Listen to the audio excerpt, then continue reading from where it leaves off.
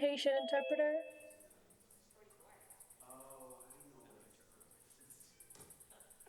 Okay. I'm not sure if Sureli was able to connect Erica. I am here. Yes. There you I are. am. Uh-huh. I am. The sound kept looking like it was connecting. Yeah, it was. I was waiting for 7 o'clock. Adi, can you speak so Erica can hear you, please? Oh yeah, so hi, my name is Adi. I'm here.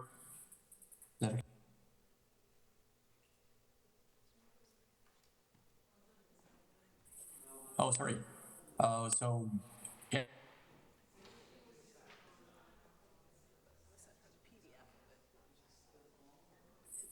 Hi, can you hear me now?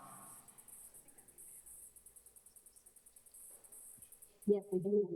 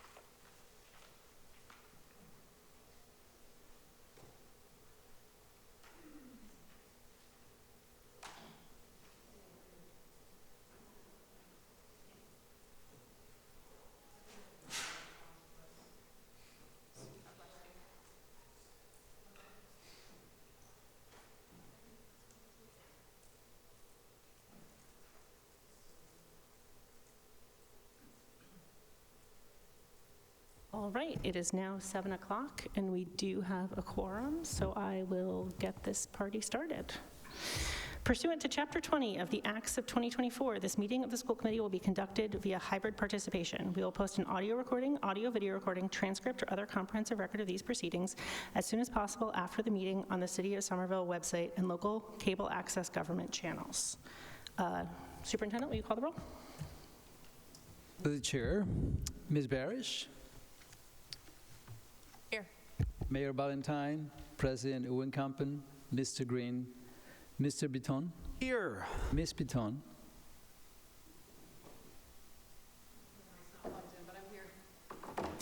We can see you. So Ms. Bitton is here. Dr. Ackman, Dr. Phillips. Present. And Chair Cripson. Here. We have quorum. Great, we will start with a moment of silence and a salute to the flag.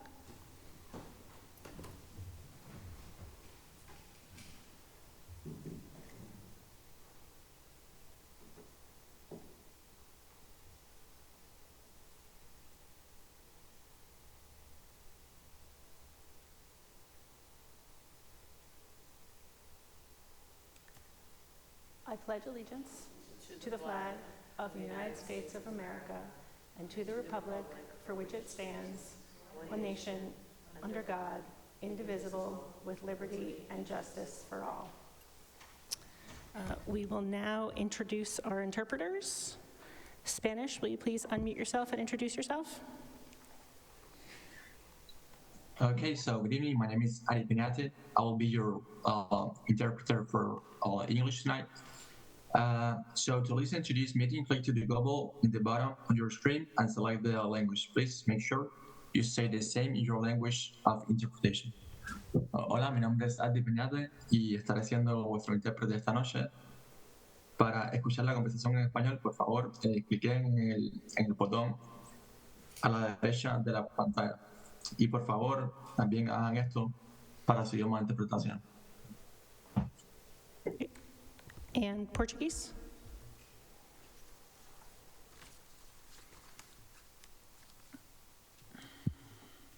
Good evening, everyone. My name is Sueli de Carne, and I will be your Portuguese interpreter for tonight. To listen to this meeting in Portuguese, click the globe on the bottom of your screen and select the language. Boa noite, meu nome é Sueli de Carne e eu serei a intérprete de português essa noite. Para ouvir essa reunião em português, clique no globo no pé da página e selecione a língua. Right, and Haitian Creole? Good evening, everyone. My name is Angie Supri. I'll be your Haitian Creole interpreter for tonight. Bonsoir tout le monde, c'est Angie Supri, ma interprète pour nous à soir. Si nous besoin créole haïtien, tant pis, regardez dans le globe en bas écran, cliquez sur lui, choisissez français pour créole haïtien. Merci. Great. We will start with a report from our student rep who is joining us via Zoom. Michaela, if you want to unmute yourself. Hello, my name is Michaela Thomas. Again, I'm a senior at SHS, and a few things that are going on at the high school are the club fair. We just had the club fair on last Wednesday, where many clubs came to present their mission and what they do and the details as far as when they're meeting throughout the school year.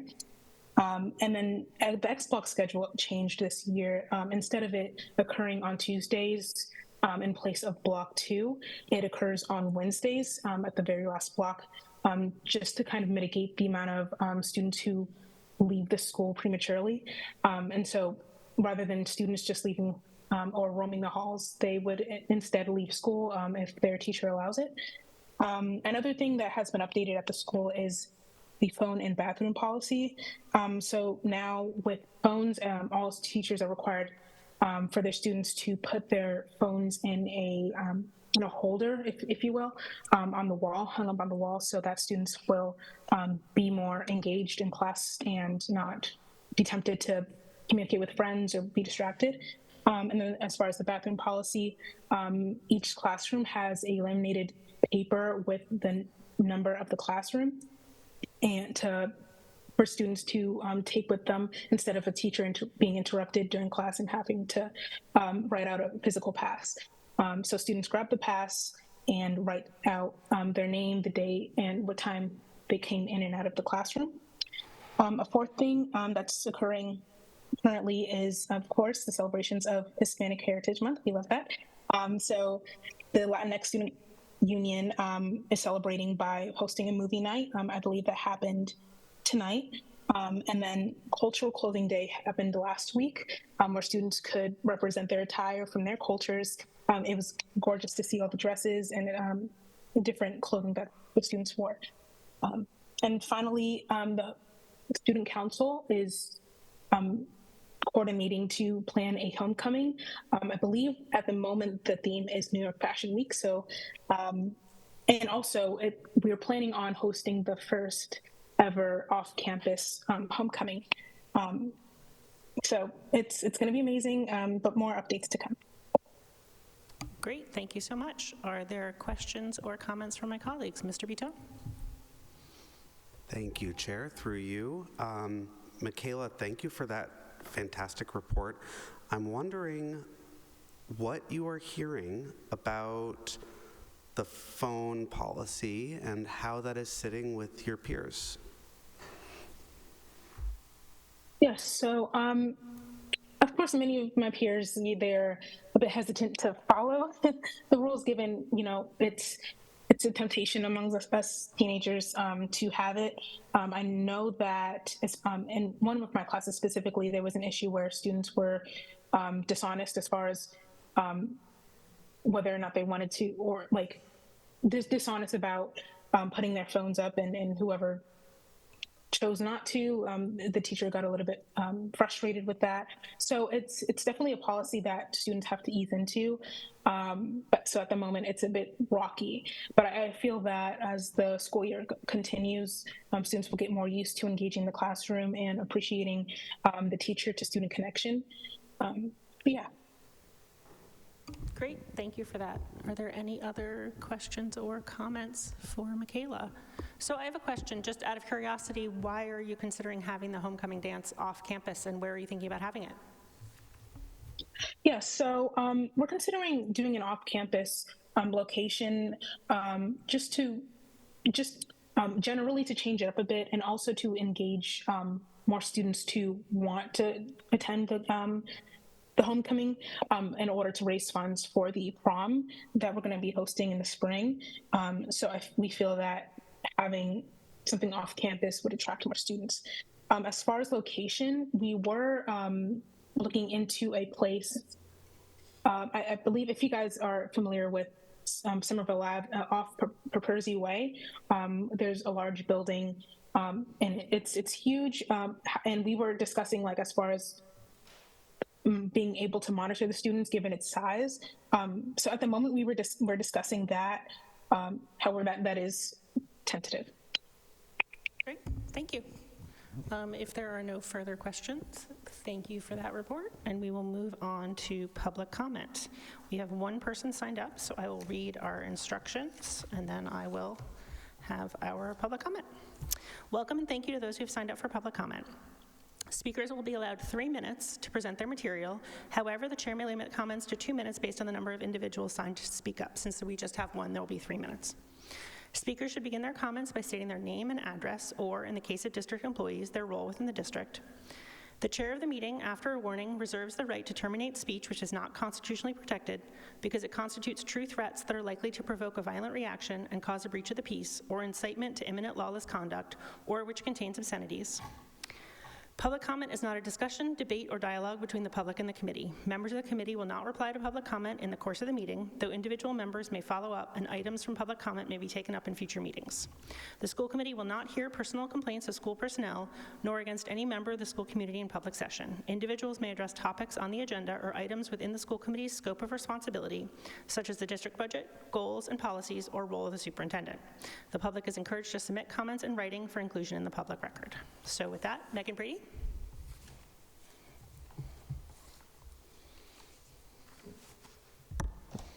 Good evening. My name is Megan Brady. I am a proud 8th grade civics teacher at the Winter Hill, and I'm here tonight to say thank you for the resolution that is on your agenda for tonight around recognizing and endorsing my students' work from the spring. I was extraordinarily proud to be their teacher and to facilitate their project. The single proudest moment of my teaching career was during their presentation to this body in May, when about a dozen of them spontaneously and extemporaneously came up to this podium and shared what they'd heard from their younger schoolmates for the Dream Winter Hill. They asked for working bathrooms. They asked for an auditorium so they wouldn't be the only school that has to go on a field trip for the semi-annual concerts. They asked for a soccer field with nets. That's very important. And they asked for lockers because they're the only middle school that doesn't have them. To me, my students last spring embodied every aspect of civic responsibility that we could ask for. They made me a better teacher, and they set a new bar for all of us. I am profoundly grateful for this resolution to not only recognize their work, but also to endorse their asks, because their surveys and analysis was a legitimate study and as a new standard for what an inclusive, accessible, and representative community process can be. Your support for their work also shows students that government can listen to people's needs and act accordingly, and that is a message we want our youth to believe. I hope tonight's first reading merits some positive public praise for the students' work. And next meeting, second reading, and chance to talk with the students who are now high schoolers will be a true treat for you. They are gems of kids. And finally, I hope that the resolution, although non-binding, translates to a profound sense of urgency in doing something for the Winter Hill. We're a month into school, and I have 8th graders and 7th graders asking if they're gonna get to do a civic action project. They're excited, I'm excited, get excited. The Wildcats are a special group of kids, and we need to do right by them. Thank you. Thank you. That concludes public comment. We now have one set of minutes to approve. I will entertain a motion. I move to approve the minutes of the August 26, 2024 school committee meeting. Second.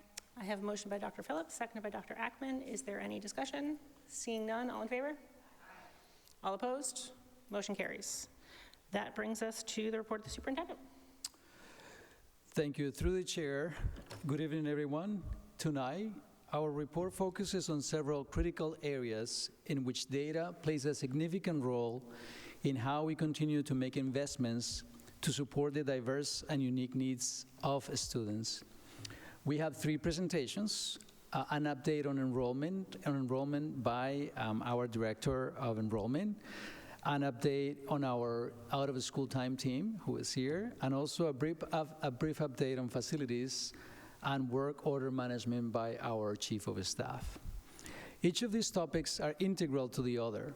To truly meet the needs of our diverse student body, we need to understand both how our district's enrollment trends play a role in our programming, and we need to be sure that we have safe, welcoming, and nurturing school environments that enhance teaching and learning. Each year, we invite administrators from our SPS departments to share updates and highlights with the school committee and with our broader community. One of my personal goals is to be more strategic in presenting these updates, not only to share our progress and potential areas for improvement, but to highlight the importance of strong systems and how data can and should drive good decision-making. With that, I'm going to invite Enrollment Director Teresa Rodriguez to present enrollment data to begin framing our systems work in these areas. Teresa, the floor is yours.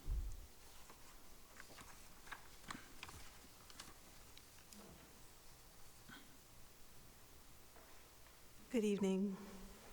Thank you for having me. I represent a small but mighty enrollment team, including health enrollment specialists and members of the multilingual services department that work with us. And I just wanted to start by saying thank you. They have been working very hard. There have been no vacations over the summer for this team. They are receiving families electronically, through WhatsApp, through text, in person. We'll start just by letting you know that, number one, enrollment has been steady. We have been lucky to be able to support families in person. We'll talk about that. About 20 to 25% of our families will come into the office to get support with us. But as you can see, the trends went down for a bit.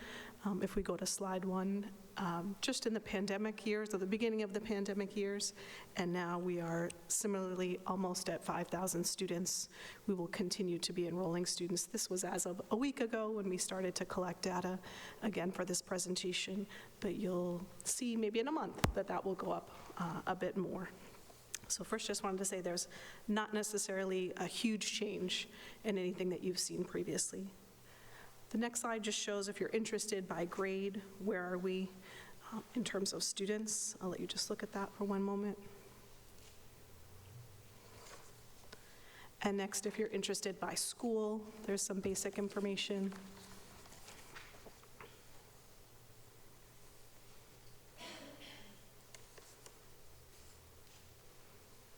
And the next is provided by the Department of Multilingual Learners. And oftentimes there's questions about how many newcomers we might have in the district. And we've had a few more newcomers. Again, that is students that have been here less than 3 years, so essentially 2 years within the US. a few more students that might have interrupted formal education, a few more countries, but not dramatically different than what we've seen. Sometimes people are interested in by grade, are the most newcomers coming in younger grades or older grades? So the data that's presented on page 5 is just presented in 2 graphs on 6 and 7.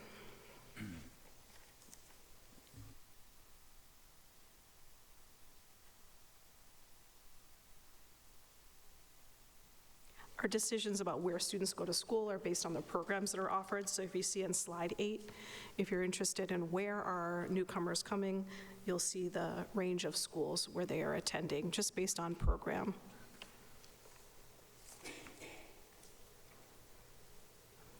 Slide 9 gives you the number of different languages that we're enrolling, again, new students primarily, and what languages they speak.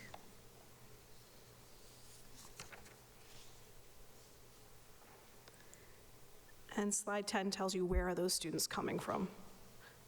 The vast majority of students, again, this is just from the MLE department, that might have a language assessment, meaning they speak a language in addition to English in their home. The majority of them are actually born here in the US. We have many students that will be traveling and coming to school here for the first time. The next slide is just a chart to show you essentially which students that are in the district might get multilingual support or might be students that have IEPs that get support through the services of the special education department.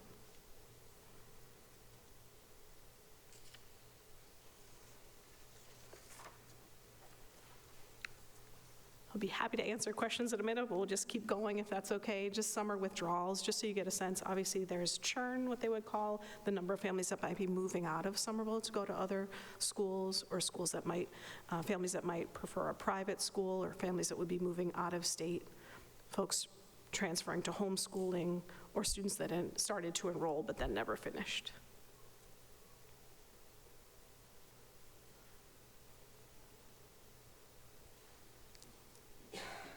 Dr. Ackman? Thank you. Through the chair, just seeing this, do we have anything about students either into or out of charter schools? We don't have that separate. I can definitely pull out in terms of the public schools, the 141, which of them are to PHA primarily, Prospect Hill Academy. I mean, that's really my question, but yes, any and all charter schools, but PHA specifically would be wonderful. Thank you so much. You get it for you. Dr. Green? Mr. Green, I mean. So looking at slide 9, that's the different languages spoken by newcomers, right? Is there some way we could also have that added to current speakers? Because I think it's also like helpful to know, like, 28 Arabic speaking students is relatively fast growth. And what does that mean for our delegation resources? Whereas we've always had a steady number of Spanish speaking newcomers. So it doesn't necessarily mean the same thing as far as allocating resources. So that'd be some helpful information to have. Absolutely. And we did look up, just because we knew last year we'd kind of spoken about the larger number of Arabic-speaking families, especially live in the Assembly Row area. It's been smaller this year, but we'll definitely get you the number overall district-wide. Thank you. Great. Looks like you can continue. On slide, 13, just to share one thing that isn't necessarily what we spend too much time at this time of year. With new families, returning families, everybody who might have had a child in the system might love or not love the yearly student information update, which is asking you, have you changed your phone number? Have you changed your address? So we're continuing to use that program. We're trying to work together with other departments to try to streamline the number of computer systems we ask families to log into, but just to share that information. About 6 out of 10 families responded electronically. Schools will follow up with families via paper, if that was not a way they were able to get their information. And the last slide just kind of is a quick summary for us, just to share that we're enrolling about 800 students this summer, since this school year. And there are a number of families who might start that we process their paperwork up, they end up moving, or they choose a different school. Again, just sharing, about a quarter of the families will come into our office and get assistance, and that's why all the multilingual support that we have, not just from the enrollment specialists who are wonderful and welcoming, but also the multilingual services that will support us, as well as our language line for low incidence languages are really important. We're also helping families that want to transfer.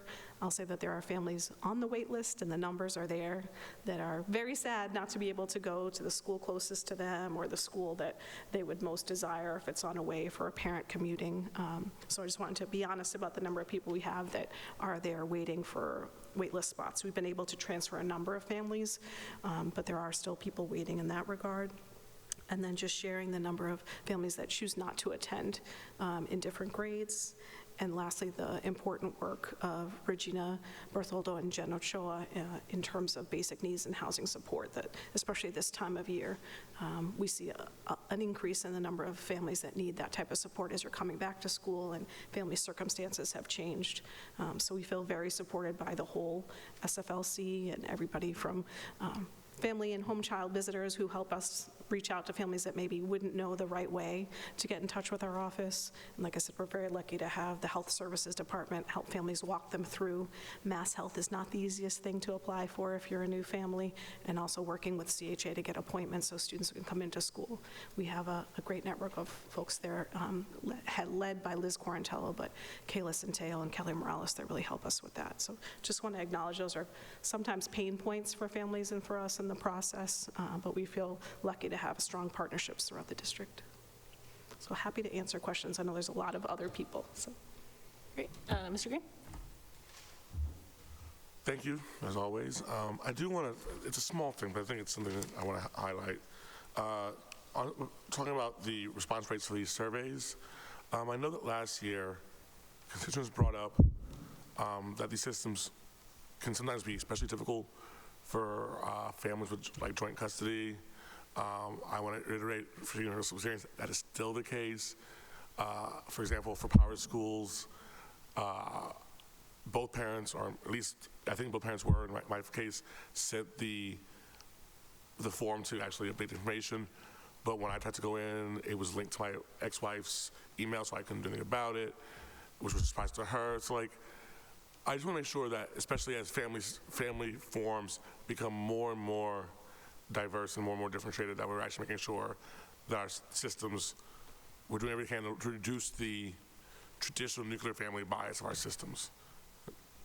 I appreciate that. I apologize, and I'd like to say that I think we're moving towards not using the system, not only because I don't like doing it at the same time enrolling people, but also because I think if we were able to use something that was a little more open, that didn't require you to have a code, and I understand there's important security features, but I think we, as a school, could look through, and if there were 17 entries for one child, we could go through and clean up the data in that way. But I do think that is a flaw in the system, and Power School, unfortunately, only allows one person to start that process. So I appreciate that, and I acknowledge that it could use improvement. We're working on it. So, and thank you, Dr. Carmona, who's tasked with Mr. Beretta, who is a Harvard fellow who's working with the group. So we started already 3 meetings to try to, you can't imagine how many meetings you might need to change systems, but I think they're working to make that a process. There's one that is not a burden to families. Great. Thank you for that. Are there any more questions for Ms. Rodriguez? I did just want to note one last thing. I'm sorry, I did include an article from the Boston Globe. Many districts across the Commonwealth have reduced enrollment. I did just want to highlight, I am a big fan of the Boston Indicators Project. They hope to include Somerville, so I just highlighted that on page 8 of 10. So as they've been studying Boston, they're also now going to study kind of, I think they might call cities in the inner ring suburbs, I guess is what Somerville is, so Chelsea, Milton, and Somerville. So I just want to say, we will be hopefully part of any upcoming research that they do. Mr. Green? So I would like to point out, we're talking about the Boston Indicators Project, that it is led by a Somerville public school parent. No idea.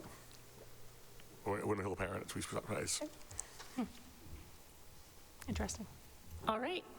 Thank you for your presentation. Okay, we'll get back to you with those questions.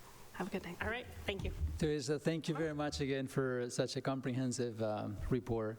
I'm going to have Dr. Jessica Boston Davis introduce the director of the Out of School Time Department and the team that is here tonight. So, Dr. Jessica Boston Davis.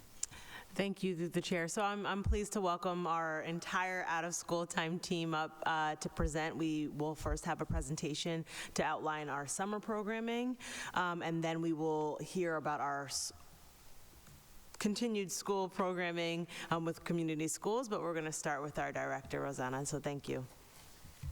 Good evening, members of the school committee and community members. Thank you for this opportunity to provide an update on out-of-school time programming. Joining me tonight is the Assistant Director of Community Schools, Adriana Gorecki, and the Assistant Director of Sponsored Programs, Janae Riley. We will be providing an update on community schools, vendor programming, sponsored programs, and the new OST clubs. But first, we would like to invite our two summer co-directors, Maggie Turnick and James Mandart, along with Janae Riley, to give a review of our fabulous summer programming.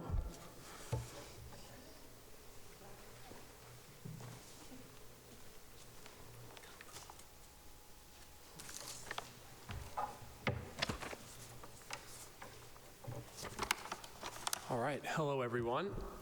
My name is James Mandart. And I'm Maggie Tersevich. And we are the co-directors of the summer programming this year. So we're going to present on our summer program and everything that the students experienced this summer.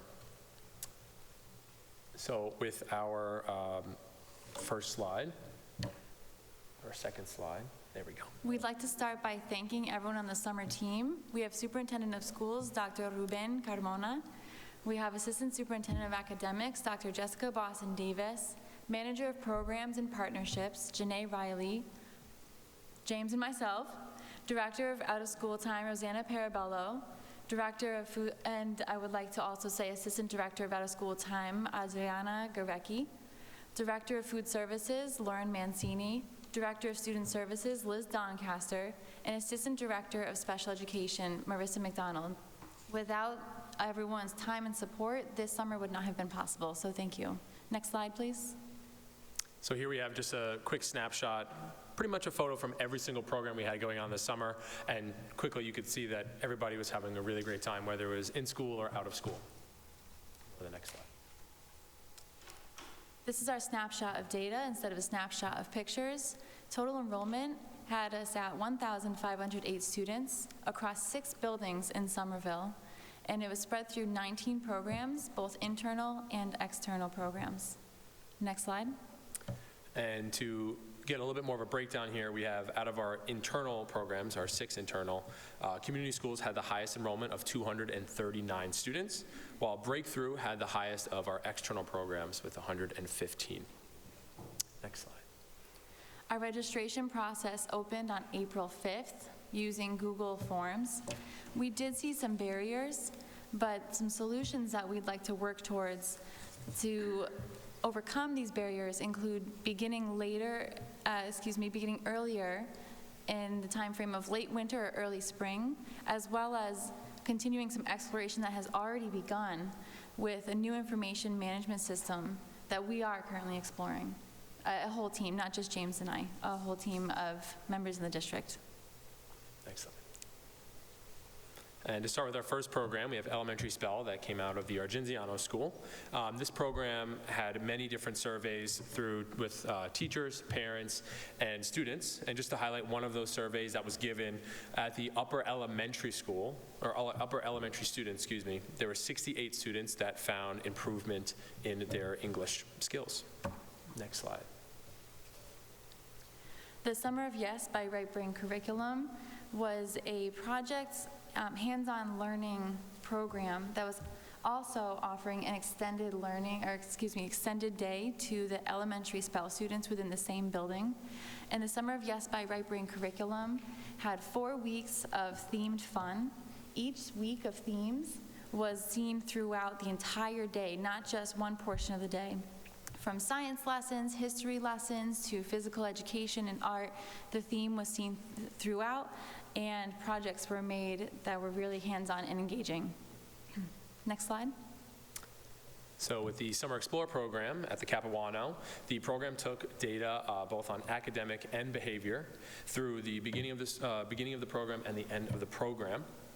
So you can see here that all of these skills were either maintained or progress was made throughout beginning and end of the program. Next slide. We have our Community School Summer Adventure program, and this program, like I said earlier, was our highest attended program. And here, whether it was student-run game shows that were held at the school or team building field trips, these students were definitely busy throughout the entire summer. Next slide. The Calculus Project is a project in a program that helps and supports students with building 3 C's of TCP, building their math skills to get them closer and closer to calculus, building confidence, and building community. And the Calculus Project, towards the end, asked students for their feedback on their experience in the program. And this student rated highly with 5 out of 5 in 2 of the categories in particular to express that they felt they improved in their performance in math as well as their confidence. So with this student in particular, it seemed the Calculus Project achieved its goal. Next slide. Now with the partnership between SPS and Hill for Literacy, they created the summer session program. This summer session program helps students with building their phonics and their decoding skills. These data points here focus on skills with nonsense word fluency and oral reading fluency. If you look all the way to the right in the growth column, there are 6 data points presented, and 5 out of the 6 data points show progress in the students, between students pre and post data. The one that does not show progress is most likely attributed to attendance, or some students had some challenging behaviors that got in the way of their ability to fully assess their skills. Next slide. So we have our summer music program that was held at the high school. The students in this program were at a variety of different ability levels with their instruments. So we had some students that have been playing for many years, and we had some that started on that first day of the program with a brand new instrument. And within those 2 weeks, these students worked really hard in the classroom and through different team building exercises to have an amazing concert on the last day that invited their family and friends to participate and watch. Next slide. The middle school robotics program offered 2 different week sessions to middle school students so that they could practice coding, digital design, and fabrication. There was also 1 week of push-in where the robotics program went to the elementary spell program at the Argenziano and challenged the students there at the elementary spell program to solve real-world problems that were based on their theme, such as cleaning pollution out of the oceans. Here in this video we have for you, if you find the screen within your view, you'll hear and see 2 students communicating to each other as they are testing a robot that they just designed and built. Can you please play the video? Let's see if the sound works. In the audio, as it plays through, you hear the students talking about directions of where the robot's supposed to go to kind of interact with the different things on the platform. So like one student is saying, pause, okay, turn left a little bit, go forwards, and they're just doing really great communication skills as they're testing this robot. So. And it's a good extension of their coding attempts and their coding practice. Yeah. It's the other side of it. Yeah. Thank you. Next slide. And we have the middle school CTE program at the high school. Students were given an opportunity to try 4 different trades. We had a carpentry program, the graphic design program, health professions, and a culinary program, which I will say they had great cupcakes. Next slide, please. The middle school, high school spell program is similar to the elementary spell program, where they are welcoming newcomers to help boost their English language proficiency. And the middle school, high school spell program used a combination of hands-on activities and field trips relevant to themes that they were following, because the program wanted to help bring their English language proficiency into an actual context to make it click and make it stick. Thank you. Next slide. So for our summer school at the high school, students were given the opportunity to recover their credits, and you can see that it was 91% of the classes that were attempted were completed. It's a great number there. Next slide, please. The Summer Success 9th grade orientation program is for rising 9th graders so that they can actually orient themselves to the building. They enter the building, they're supported by a teacher, and while they're there, after attending the program, they're able to earn 1.25 credits towards their transcript, which is a great incentive. Next slide. The Next Wave Full Circle program is a 2-week offering for Next Wave Full Circle students to reorient themselves to the school environment after having a long, nice summer vacation away. And after these students attend the program, they're able to earn 2 credits per day that they actually attend, giving students an opportunity to earn 20 credits for attending the full program, and that's really worthwhile. 1 out of 9 students actually achieved that, which is great, and the other students who did not were really close, many of them. One more thing that students receive at the end of the program, which is very beneficial for this particular population, is a letter, a progress report from their teacher with areas of strength and improvement so that they can hand it to their counselor at the start of the school year. Next. All right, so it was also great having the opportunity to bring in outside vendors to our SPS community. This allowed for our families to sign their students up for a wide variety of programs that weren't previously there for their kids. So we move on to our next slide, where we're going to look at something that was new this year. Maggie and I implemented a summer quality survey for our program directors. This helped us kind of track data to make improvements year over year as we continue to do this position. And Maggie's going to get us started on some of the first questions that we asked our directors. Which includes questions about program and staffing. You'll see to the left, the first bar graph is asking how many staff are actually in the program, and we discovered that the elementary spell program has by far the highest number of staff in their program, which was impressive. And we also asked directors if they felt and thought that their stipend accurately reflects the work that they completed. More than 50% reported that no, they feel it does not actually reflect the work that they do. All the way to the right in the bar graph, we did ask programs and directors for the type of program offering that they have for their students, and we found that many of the programs are actually more multifaceted than we had originally realized. Next. So here we're looking at our health and nutrition. On the left, students were given a great balance of both classroom time and physical activity time. The majority of our programs did offer our students at least 30 minutes of physical activity for every 3 hours in the classroom. And on the right, we have a graph that shows our directors' feedback on students' meals that they were given, whether or not they were culturally diverse. And the majority of them, of the program directors, felt as though that they were. Let's move on to our next slide, please. We did ask a variety of questions. It was not a very long survey, just the right length. Within that survey, we did want to know from directors what were they offering students and what were they asking of students. I'd like to pull your attention to the active learning category in the top middle, because one class from one of the spell programs put their language proficiency to the test by writing letters to the Brazilian consulate about the topic of deforestation in Brazil. Can anyone say muito bom? Huh?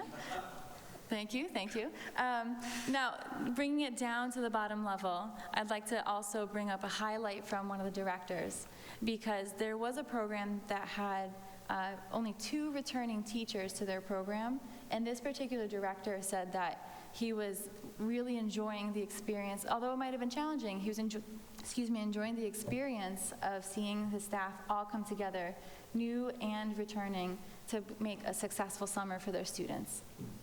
Next. So Maggie and I really enjoyed the collaborative process of this summer position. And here we were able to implement a sort of check-in, sort of staff planning meeting with our program directors. So we got a little bit of a better understanding for the planning process. And you can see on the left here that the majority of our program directors started planning for their next summer after the new year, specifically in the months of March through May was kind of the popular spot. And if we move on to the next slide, we'll actually highlight that graph on the right, so we'll see it a little bit clearer. Talking about staff retention, Maggie mentioned that a little bit earlier. You can see that 62.5% of our programs retained 25 to 50% of their staff. And I know that's a little bit of a lower number, but that is based off of the nature of the program and the staff that they have. So we can move on to our next slide, please. Thank you. Now, with supporting staff in various ways, we did ask directors if they provided any sort of lesson plan template or framework to their teachers and their supporting staff. And we did find that the directors in the programs, not just directors, maybe if there's a sponsoring program as well, did provide support with templates and frameworks in the areas of academic goals, standard routines, instructional strategies, youth outcome goals, and more. Next. We also asked what method of delivery of support did they provide in terms of their time and communication to their staff. And directors did say, and this is based largely on the type of the program and the demand on the director and staff, but we did find that weekly staff meetings were offered. There were also visited classrooms. They had regular emails with updates and a lot of open door policies as well as other methods. Next. And our last question here was talking about pre and post assessments. And most of our programs did implement some sort of pre and post assessment, with the greatest being 80% of our programs implementing an academic pre and post assessment to track their students' progress. We would like to give a big thank you, a really big thank you to Mayor Ballantyne for supporting the Mayor's Summer Job Program, because we were able to host 7, 9, 11, 13 teens. And it was such a great experience for everyone involved, with the Summer of Yes hosting the most teens out of the 4 programs who did. We had such a great experience because many of the teens have this as their first job. And it was a great environment, safe, nurturing, for them to learn how to have a job, how to have a relationship with a supervisor. And you'll see here a testimonial from directors at the Summer of Yes who say how great it is and that the teens were able to connect very well with the younger children attending the program. We're also very excited to share that multiple programs, more than 4, are now ready to host and invite and join this program for next summer. So we're very excited about that. So thank you again to Mayor Ballantyne for the support with this program. And with that, we want to say thank you for your time, letting us speak to all of you, and we're open to any questions that you guys have. Great, thank you for a very comprehensive presentation. Dr. Phillips. Thanks, through you, Chair. Mr. Mandar's class is far and away my child's favorite part of the week, so it is very nice to have you here. And Ms. Trisovich, glad to have you here. Thank you for that great presentation. As a researcher, I love your focus on continuous improvement and making it better year after year after year. And I just wanted to share one piece of feedback that I get consistently from families. I don't know how widely felt it is across the district, but I know that from parents at Argenziano, I hear every year about the referral process for our internal programs. Parents feeling like they're really not sure why their kid got referred last year but not this year, and wondering about kind of what are the criteria for being referred, and also kvetching to me about the timeline and really wanting to get that referral really early before they make other plans. So just wanted to share that in case that hasn't come up yet. Thank you. We have heard feedback on that from families as well as from staff around the district who are part of the process of the registration program, and that getting the referrals in sooner would be very helpful for everyone involved. So thank you for that feedback.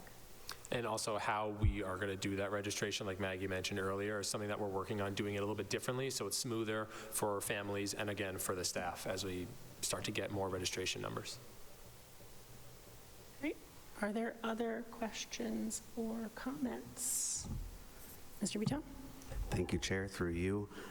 Just want to extend my gratitude to you and your whole team for the work that you've done. I think our summer programs are an area where our students get to experience joy and less structured, not unstructured, less structured, creative play and learning and interaction with kids that they may not get to interact with during the school year. So just broadening horizons, and the number of opportunities that your team has assembled is phenomenal. I had the opportunity to attend the graduation ceremony for the calculus project. What a delight to see the culmination of that work and the student accomplishments. So just really nice to see. I am incredibly heartened to see that you're looking at, on slide 6 of the presentation, going from looking at the barriers to solutions, including beginning earlier in the year. I know a lot of our families make decisions for summer programming, January, February. Of course. I'm not saying that's practical for us, but that, I think moving earlier would help. I also just want to acknowledge that there are some families for whom that might be unattainable, and so having some slots or some seats that continue to be open throughout the spring as the summer approaches and families realize or start planning that may be needed too. So even if you do shift earlier, that we still need to serve all our families in the district. So I've filibustered long enough. Thank you again for all of your work. Yeah. Thank you. That's definitely something that we're going to work towards. And to go back to what you're saying at the beginning as well, with giving those students an opportunity for something different, it was awesome that these students were able to be in a safe, structured place throughout the summer, right? I mean, so many kids and families are looking for their children to be in good places and have productive time. So that was one of the reasons why I wanted to join the summer team, was just to give those kids something awesome and something different than the regular school year, slightly less structured in some of those programs. And then some of the other programs like the Calculus Project, where these kids learned something amazing and they were able to take that into the classroom this year. And I have 2 students who are at Argenziano that were in that program, who I went up to them at the first day. I'm like, hey, you guys did great in math, like you better keep that up. And I see them now, and they're crushing it in math class. And they're proud to be able to do that and say that they did math over the summer, which I feel like you don't hear very often. So it's great to hear those things, yeah. Dr. Boston Davis wanted to respond, and then Dr. Ackman. No, or you should, okay, we'll come back to you there. Dr. Ackman? Thank you, through the chair. I want to echo my colleagues' appreciation both of the work you're doing and this excellent, very thorough presentation. I'm curious, and this may be too much, but sort of, if we could wave a magic wand, I'll say resource-wise, with an equity focus, what would you want to see improved for next summer? Does that make sense? Yes. The first thought that comes to mind for me is that if you look at the snapshot on slide 4, there's a breakdown of the languages for the families who registered. Many of the English entries into the registration form were done by MLE teachers supporting families. So some of the data is a little bit skewed on the languages that were submitted in the registration form, but to come back to your question, I would like to see more access for more families who speak, read, and write outside of English. This Google form was a good attempt. It has 4 languages, and I think that's a good step, but one of the platforms that it's being explored that we mentioned would potentially provide more. That's something that's they're still looking into more languages, but if more families have to use the system for everything at school, I wonder how many of these families who have to use it on a regular basis would also find their way to summer programming as well. So, thank you for the question. I think it's a big stretch, a wonderful magic wand. I would love if it would be possible to have more time for the students rather than having, 4 or 5 weeks, 6 or 7 weeks, right? I mean, just more time for them to be in a better place. And potentially, if they had more time, the program directors could maybe have larger scale projects, things that can just give the students more opportunity to try something different. Yeah. I know I'm a parent of two. I'll make this quick. I'm a parent of two, and my children were in a program for 4 weeks this summer. It was the summer of yes. And it would have been nice to have them in for more weeks. So just as a parent, I know that outside on the front end and back end, it would have been nice to have them busy more days. So that's a good point, James. Mr. Green? Yeah, I'm just looking for some longitudinal data, which is not about like outcomes in this case, at least. But I know that we have invested serious resources into expanding summer offerings and, in theory, expanding summer enrollment. So I'd love if I could get my hands on, like, without having to dig through 10 years of school committee reports, like the history of how our enrollment has grown and the programming has grown. Just because I think it's, I think we oftentimes, when talking about public education in general, get focused on all the things we're currently not doing. And I think we want to tell a story of, like, change is important, and, like, reminding people that, like, this doesn't happen all at once, but we are making progress. So if I could get that information, that'd be super helpful. Yeah. Thank you. I'd like to comment to that because that's a good point. From one summer to the next, maybe like you said, you don't want to comb through 10 years of data, but something that James and I presented on tonight and started with this summer is the summer quality survey.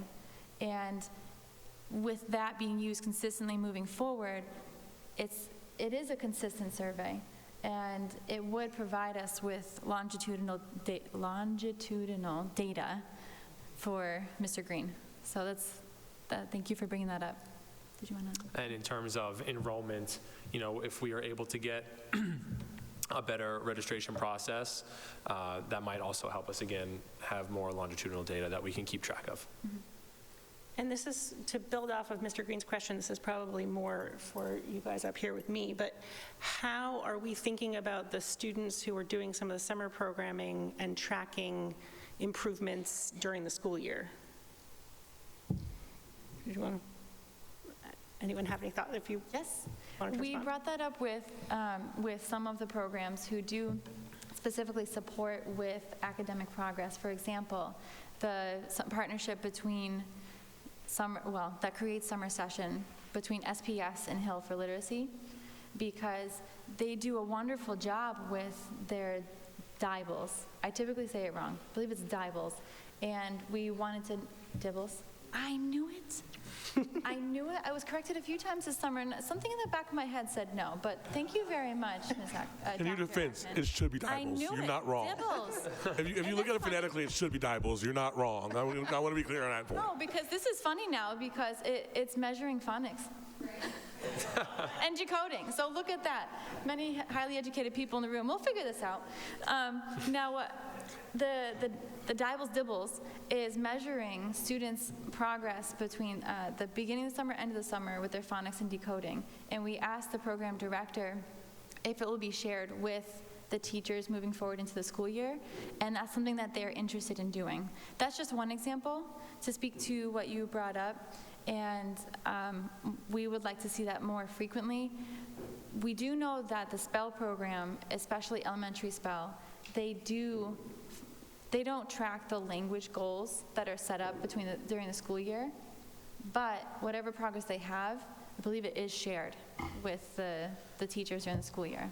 And for the calculus project, they are doing that. I will speak for Amber Jackson. She, on Thursdays at least, goes to Argenziano, but I know different days of the week she is going to other schools and is working with the math teacher, telling them what students were in their program and what they worked on, and she is giving that summer data to those teachers, which is amazing. Mm-hmm. Yeah. Great. Did you want to respond as well? Thank you to the chair. Perfect. 3 things that I was thinking that I was going to say. So that was, I would agree with all that they've said and would add, I think the question is a good one. And as we think about future years, we can think how more, so we have these 3 excellent examples of really strong programs that have happened over the course of several years in our district. And I'm wondering how we might more systemically have the programs in place, to the point of your question, Chair. But yes, thank you for answering that question. I have Mr. Bitone and then Ms. Barish. Thank you, Chair, through you. Just following up on this great conversation, there's one data point on page 27 of this slide, which says the lesson plan template or framework provided to staff was based on IEP goals. One person filled that out. And I think the idea of having sort of instruction or programming based on communication from the IEP toward what's happening in the summer is fantastic, and it sounds like there's an interest to have it two-way communication, right back toward what's happening in the school year. That is a wonderful bi-directional communication, and that's exactly what we should be striving for, so kudos. I'd like to comment on that. Sure. Because the students who, that one data point about based on IEP goals is for extended school year, which is offered through students' IEP, and their progress on goals is being furthered, well, they're preventing regression, but there are summer progress reports that need to be completed, and that will be shared with the school staff moving forward. But you're right, bringing up great points. It was something that was talked about in the elementary spell program. There was a specific student in mind that some of the staff members were having difficulty with, and we were able to work with the school secretary to find that student's IEP to better help that student. So being able to get that information would be amazing for all the teachers with these students that are coming in from so many different schools. It's definitely something we want to work on. Thank you. Through you, this may be more of a question for the administration, but the data point about whether the stipend accurately reflects the amount of work put in, I think is interesting and something we should be paying attention. I'm curious about how we collect data about what it takes to run these programs, and whether there's room to explore different ways of compensating the folks who are doing this important work. I imagine that it varies. When there's a new program, I imagine it takes a bit more. If it's the third or fourth year, it may, maybe lesson plans have been developed or field trips have been organized. It might not take the same degree of time and effort, but I don't want us to miss that. I want to make sure that we're paying attention to that, because the summer programming is so important to our families and to our students and to the progress that they can make, and we want to make sure that we can attract awesome employees to run them. So thank you. We do have awesome program directors and their team. They're amazing. And like you're saying, we don't want to have to lose our great staff members that have been here for multiple years, who have a great understanding of the program and the building. So that's definitely something we want to try and work on and help those staff members stay and keep working with those kids. To clarify, should have said retain and attract. I didn't mean to imply that we don't already have wonderful people. Of course. No, I understand. And to just talk about retention, just one brief bit of information. So when we saw that slide that said there was a low retention rate, when I mentioned that it was primarily based off of the nature of the program and the type of staff members, calculus project, I keep bringing them up, but that was a very great example of staff retention. A lot of their staff members are college students or graduate students who are typically there just for a summer, so that's why a program like that, or the program like the music, summer music program, again, same sort of thing with college and graduate students. They typically move on throughout the summer and go somewhere else. But with the calculus project, they had a 93% retention rate with their pro full-time staff members. So. This is interesting. It just is making me wonder if if our HR department is actively recruiting among those summer employees, who may be finishing grad school or finishing their undergraduate degrees, to come back to Somerville Public Schools. So that, with those sort of college students and graduate students, that is actually on the program director. So that's another thing that is on their schedule, whether it's during the school year when they're starting to prepare. They're the ones that are sending out emails or even looking through resumes from other jobs that they know about, that they have connections with. So that's been on the director's plate, but they're doing a great job with it, yeah. I just wanted to highlight your point, Ms. Barish, around planning and supporting the thinking that goes before the teaching happens.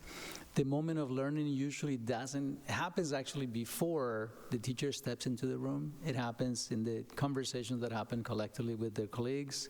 And it doesn't happen also after the teacher teaches a lesson, but it happens after the student actually takes that lesson and makes it their own.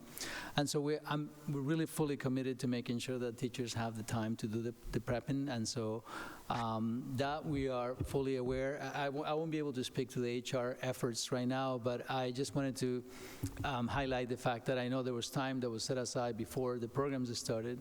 Is it enough? I mean, that's a question that we will have to discuss as to, do we have the right prepping time? I know that depends on the programs, depends on the partners, but that's something that I do take seriously as to how well prepared we are to step into learning spaces for kids. But that's something that we definitely will look into carefully to make sure that folks are ready to do the work. Thank you. Two quick things. One, building on Ms. Barish's and others' points about the HR ramifications of this, I would love to actually have a presentation just on how we staff summer programming. And while I'm doubling down on things, I really want to reiterate and reemphasize Mr. Patone's point about we hear a lot from parents who want early registration, and we should. We are not going to hear from the parents who need late registration, because by definition, these are parents who don't have the same kind of capacity for long-term scheduling and planning that our parents who want earlier do. So I would say, if we need to get a policy, we should set aside 25% of all of our slots for late decisions. Yes, definitely something we'll consider with our new sort of registration process that we're hoping to implement for next year, keeping a certain amount for early and definitely saving some for late registration. It's definitely something to think about. Thank you. And I just wanted to make a quick comment about the middle school CTE program. I know that this year, I think maybe it was the first year that there was actually a wait list for the exploratory CTE for freshmen, and I'm conjecturing that that is directly related to this middle school programming that CTE has done for the last few years. So I just wanted to give a shout out to that program, because I think it's really successful in building the excitement in those ninth graders. Building excitement for every summer to come, and for those students that are moving on to the high school to hopefully sign up for those programs when they get there. Yes, that is really the purpose of the middle school CTE program. So you're right, it is very exciting. And it's run and planned by the department head. So if it keeps building, who knows what the position and staffing will look like in the future. So that's a good point. Thank you. Ms. Patel? Thank you. Through you, Chair. This is actually a question for the administration, which was triggered from your comment about wait lists. I may be wrong, but I thought for students to do CTE, they had to do the exploratory? Or am I wrong about that? Because I'm worried about kids who get put on the wait list for exploratory and then don't actually get to participate. Just double check on that and make sure because I certainly wouldn't want to lose that opportunity just because they were the unlucky kid. Mr. Green? I was going to come at this question from a different angle. How many students are in exploratory? Because I know that in prior years we've had a majority of freshmen taking the class without wait lists. So what's our capacity? And can we increase it? Because I am also disturbed to hear that there are students on a wait list for exploratory. And this is anecdotal, and I'll let the administration investigate, but the person that I knew that was on the wait list got off the wait list and is doing the exploratory program, but that is entirely anecdotal from a parent perspective. So I think that's a question that the administration will find out. Did you want to? I'm finding out in real time. Thank you, through the chair. So I know that there's over 300 students that are in exploratory right now, and I'm trying to get the answer on your question around if students need to be in exploratory to do CTE. All right. Are there any further questions? I just have one Yes, final point to please. just add. Due to some time restrictions on our presentation today, I just want to mention that we did have a slideshow with about 40 or so slides that had a lot more data and information for everyone.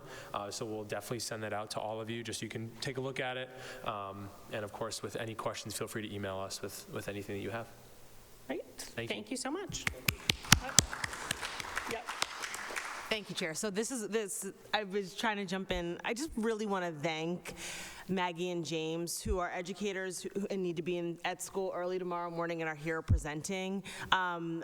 It was a sense of relief when they joined our team to lead in this capacity. They follow a long line of really strong directors, including, say, Glenda Soto, Liz Doncaster, Deshawn Simmons, all people who are leading in our district who were before co-directors or directors of our summer programming. So as you can see, it is such a complex managing many programs, many people, many deadlines, many bodies of work, food to health to all that in between, and they did it kind of with a smile in the same way that you're seeing them tonight. So I just really want to thank you for all of the effort and energy in joining our team, and I'm very thrilled to hear you say things like, next year we hope.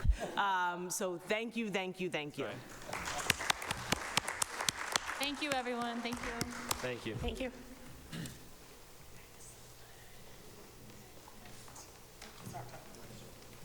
Thank you, and inviting back up our full OST department.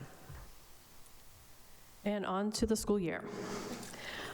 So in between, we only have a couple of weeks to prepare for the school year with the OST team and site directors. So a lot has happened during the month of September. Actually, I just said I can feel have a breath of relief this week because program has started and things have settled down. Next slide. So our goals for September, system building with our OST steering committee. This is a new initiative we started this year. I'll talk about that in a moment. Collaborating with district and school leaders regarding space. This was a hot topic, and I think we're on the right path now with this. Collaborating with SFLC to roll out our OST clubs, filling after-school staff vacancies to remove students from wait lists, reviewing and scheduling providers for after-school programming, and coordination of programming at the site level. Next slide. So our OST steering committee is a cross-sector committee representing SFLC, the Summer Promise Department, and our OST department. We've begun to meet weekly. The goal is to bridge opportunity gaps for students and families by expanding equitable access to high-quality programming. Our initial efforts include an OST survey, reinstating our citywide OST task force with a different look, and space mapping for our schools. Next slide. So this may look familiar. We've used this for many years in our summer programming, and it took us this long to figure out that we need it for after school during the school year. So I'm not going to take credit for this. I believe that it was started by Glenda Soto many years ago in the summer, and so we've used it for the school year. This will be helpful with our new Wednesday teacher meetings and new OST clubs that are happening.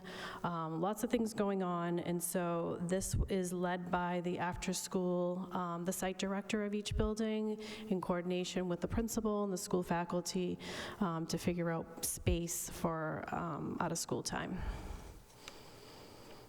And I'm now going to hand it over to Ms. Adriana Gorecki to give an update on community schools.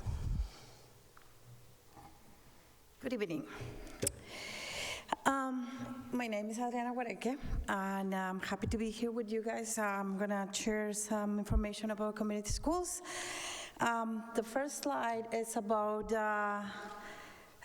the staffing. So as we all know, working in after school is often a stepping stone for people to finish graduate school or jump into a new career like education. For that reason, every year we lose some teachers. This year we're happy to share that we were able to fill some of the vacancies and we're doing good. So, next slide, please. The current enrollment, last May we enrolled 905 students for the school year. We have a few students unenrolled for different reasons. Some they move out of the district, so that's the main reason. And another ones went to another programs. We are currently enrolling waitlisted students at Argenciano, Brown, and the Healy School. We're confident that the wait list, it's a lot smaller because we know some students they're already attending another programs, but we haven't get a way to figure out who are they but we know some of them are already attending another programs. Next slide, please. So, in the initial registration review, so we have 3 levels of placements.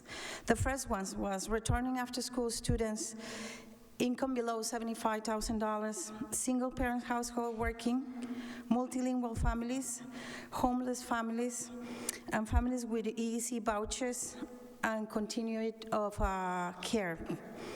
The second is new after-school students, income between $76,000 to $150,000, 2 parents household, both working or single parents household working. And the third one is new after-school students, income above $200,000, 2 parents both working or 2 parents household with 1 working parent. We were able to enroll all the students from the first level. Next slide, please. So the thoughts for next year.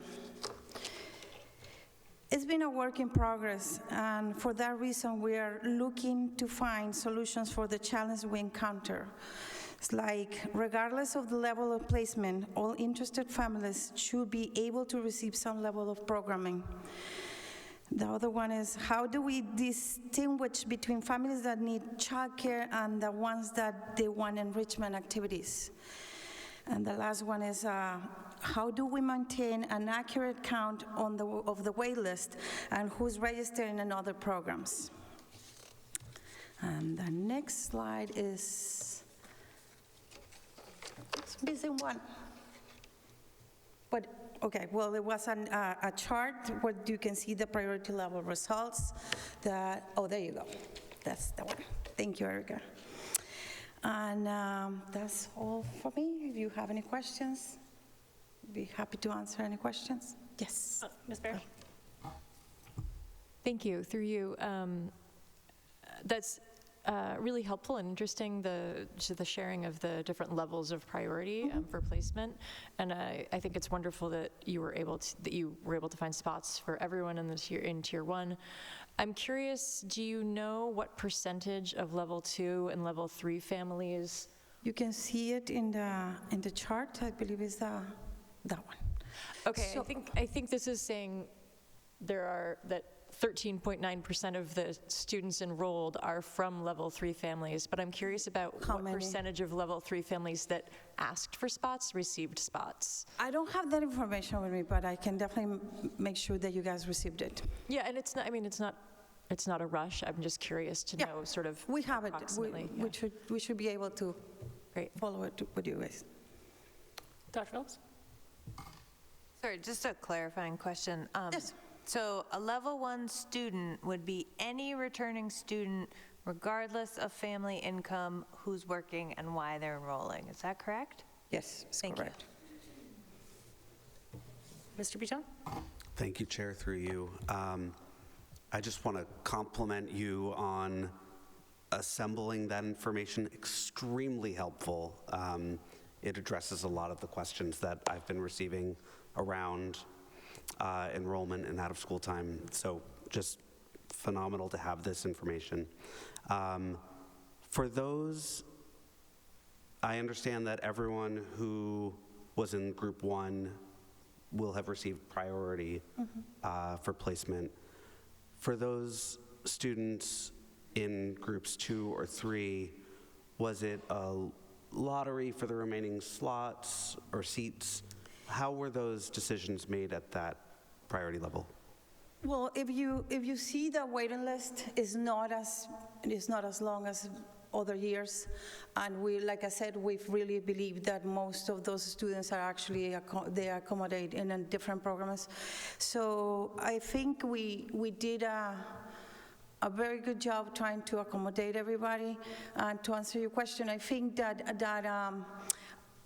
at the end, a lot of the parents in the third level, they didn't really need it that much because we didn't get too much pushback that we have in different situations. We have, parents that they really, really need the care, they will be knocking in our door.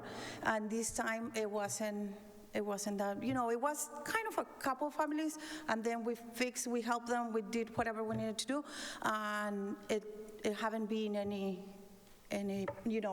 as we know, parents that they have something at this point. Did you want to follow up? May I follow up? Yeah, I guess what I'm asking is, if you had 2 families and there was 1 slot, how would the office determine which family would be offered the slot? Was it just a roll of the dice? Was it whoever submitted their information first?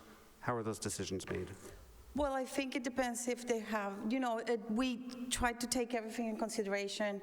If they had a sibling that's coming next year, we tried to take as many things possible. So if it's a family that the student is in a higher grade and our program is until 6th grade, but it's a 5th grade, so we took everything that we can possibly take in consideration. So there may have been tiering within Yes. to some degree. Yeah, okay, thank you. Yep, Dr. Phillips. Sorry, through you, Chair. Just want to give you all an enormous shout out for your staff recruitment this year. Oh, we're so 12 happy. new full-time staff, if I did my math right, compared to last year. That's really huge. Yeah. So thank you for all your work on that one. We're doing a lot of interviews and we still, I don't think the HR really likes us that much right now, but we've been pushing students, high school students. We have a lot of more high school students, and they keep applying, and so we're going to keep getting people in. That's great. I just, one more thing. I see the Kennedy has the biggest wait list, but they don't have an asterisk, and I'd love to know a little more about that. The Kennedy, so the Kennedy and Josiano are the ones that they always get full faster. And then one thing that we have is, let me see how can I answer. So there's some teachers that they work in certain schools that they will not move to another school for different reasons, because they work in the morning, and so they have very stable staff. And that's one part of the reason that we can put some more students in certain schools, because they have a very strong team that is not going anywhere. They're not. We don't need to get new staff. So the way we started with at Kennedy School, we lose a couple of teachers. So that's part of it. So we did get one of the teachers, but still, it's everything depends on the space and everything. Sorry, I'm just going all over the place now. But I don't know if I answered your question. Not really. Yes. No, I got Okay. Yeah, that's fine. It sounds like staffing may be an issue at the Kennedy. Well, yeah, definitely staffing is a big part of how we manage everything and how we can, we need to know exactly how many people we have, if we can get somebody. The Kennedy is one of the schools that is more difficult to bring people in, because most of people want to work at the east of the west, and the west side of the city. For some reason, it's more difficult to fill up with people want to work in that side, in the other side. Okay. It is different stuff. Ms. Patel? Thank you, through you. I'm looking at the enrollment, and one thing that's jumping out to me is that Healy's a fairly large, there was the slide that was up, has a very large student population, but it has a fairly low number of students that are enrolled in after school. We are working really hard with the site director to get more students in. As a matter of fact, today I spoke with one of the, well, he's the assistant director that right now is provisional site director, and he was telling me that he's going to get 8 students this week, and so we're really trying to, they didn't come to us, they didn't apply, so we're trying to bring them into the program. So you think it, I mean, I know you don't necessarily have the data, but is it an awareness thing of whether or not this is an option for people, or? Yes, No, thank you. Just in thinking of working with the other programs, there is a large population of kids that attend the Mystic Learning Center, Peabody House, and the YMCA from that school. Okay. Just thinking offhand. But we've noticed that Healy used to be higher enrolled. In the past years, the enrollment has gone down. It used to be over 100, and each year it seems to slide down. But it is a neighborhood where these children are also attending other programs. So. Mr. Green, did you want to? Oh, yeah, I had Mr. a Jones, follow-up. follow-up? Yeah, and then Mr. Green? Yep. Go ahead. I mean, I know I'm not trying to expand the scope of your responsibility. I understand that you guys have a lot of work to do, but I'm curious, like, when you look at the data, for example, for a school like the Healy, do you see what percentage, do we look at what percentage of kids are in programming period? Because I'm curious if that's one of our goals, is to understand, like, okay, well, they may be at the Mystic, they may be at Elizabeth, so in general, our Healy students are at parity with the percentage of kids that are getting out of school time. I think that's one of the goals of the steering committee, is to survey families and figure out, if families are enrolled in other programs, and B, are they not enrolled because they need to be enrolled. I think we're trying to figure out, because right now we're only surveying families who enroll for community schools. I think there's a larger need to see citywide. Okay. Mr. Green, and then Dr. Ackerman. Mr. Green? Thank you. I guess to follow up to Ms. Tone's point, I have a couple points of information. Do people who are in, say, BAM count towards these numbers, or other SPS but not community schools programming, like some of our clubs, et cetera, like to the point of like who's getting programming of any sort? Are we keeping track of things like after school clubs, et cetera, that are SPS run, or perhaps the city of Somerville run, but aren't community schools? Currently, we just have, we keep track in the out-of-school time office of who is enrolled in what, so we have that information for the past couple of years.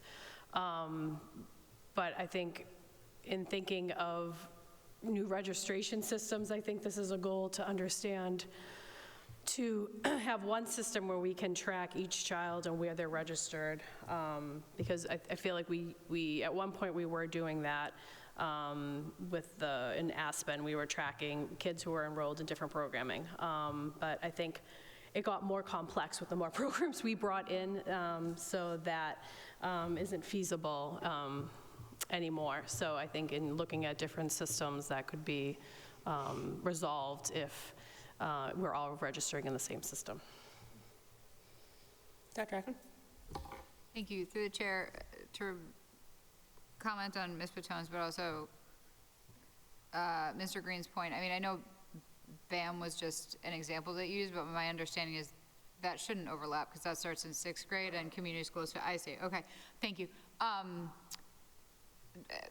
I will, as an N of one who sends their kid to Healy, and my children go to the Elizabeth Peabody House, I will say, like, there is, I started the registration for community schools and got cold feet because I know of the purported wait list. And so I wasn't going to sacrifice the care my children already have, which is markedly more expensive. And only in this official presentation am I learning that there are options at the, high quality, less expensive community schools at Healy. But like, to your point, like Elizabeth Peabody House is close and high quality, Mystic Child Care Center close and high quality, that, I assume there's some trepidation because, as you know, community schools has, to your point about your priorities of students, of families who have registered previously, there's a trepidation to consider signing up if you don't have that legacy status and sacrificing the care that you have secured. I will say as an N of one, and I know other families have that as well. Mr. Green? I want to thank Dr. Rappert for that point. And I also want to remind us as a body that we should be careful. I don't know that we want it to be our goal that every student who needs after-school coverage receives it through community schools. I don't know that's a sustainable model for us as a district or a community. So I do think as we're having conversations about how to best ensure that every student gets coverage, that we remember that is a full city, full community conversation, not just a conversation for community schools who, to my earlier point, for summer schools, have expanded at a dramatic rate over the last several years. And I also want to make sure that their expansion, if it continues, is sustainable and makes sense for us as a district. So I think we need to be really thoughtful and put real time and energy into thinking, what does a full city out-of-school time strategy look like? Dr. Carmona? Thank you, Mr. Green, for bringing that up. The model that the steering committee, there's a group now working in partnership with SFLC and also the work that Chris Hoffman is doing, and the out-of-school time team. One of the things we're trying to do is to replicate what the early childhood does, which is basically not only bringing on board the folks who do services for kids outside of the SPS, but also giving them support around professional development and also the quality of offerings. Because part of that is they are community members. Also, they need to be viable, then they need to be sustainable. And so that investment in the community is one thing that we're trying to do. But you're right, I think is how do we actually make sure that we involve our community members and provide services and also probably elevate the quality of services or coordinate that kind of work is one thing that team is being put together. But it is true, this is a village effort, and I think that we need to think about how your voices also get heard outside of this space in which we need to make sure that the federal government, the state government actually provides some support around that. All right. With that, there's more to your presentation, correct? Yep. Yes. All right. Ms. Carvel, thank you. Thank you.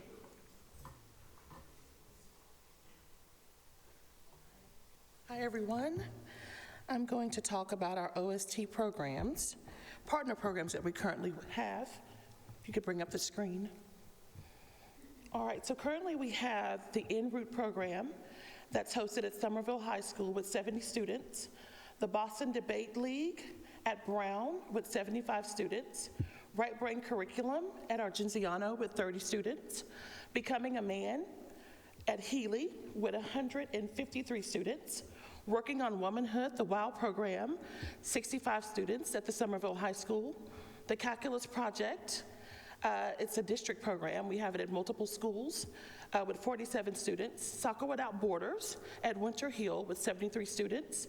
Girl Start, which is a new program that we currently have that we started at a second location, currently is enrolling new students.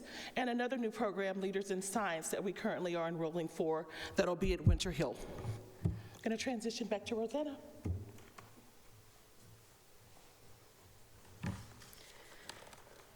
Our OST clubs. Next slide. This is a sample of clubs that are being offered for the first session across the district. As you recall, we piloted this last year, not to this extent. This year, we were thoughtful in planning. The site directors at each school were involved. We had a time frame when providers could submit proposals. They were reviewed by the site directors. And we also used some community schools vendors, so it is more aligned than it had been when we first started last year. So activities go across the district. And they just finished enrollment.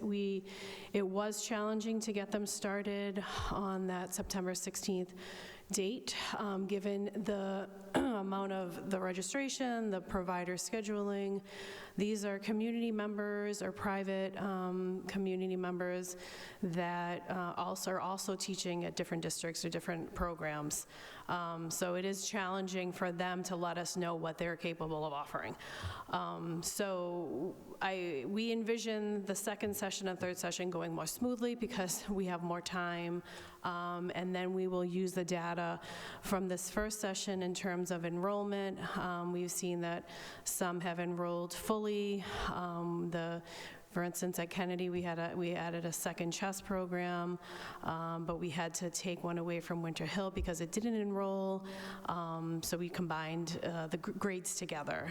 So it may be just harder to attract middle school or their older students, we're not sure, but we're going to use this first session to collect that type of data.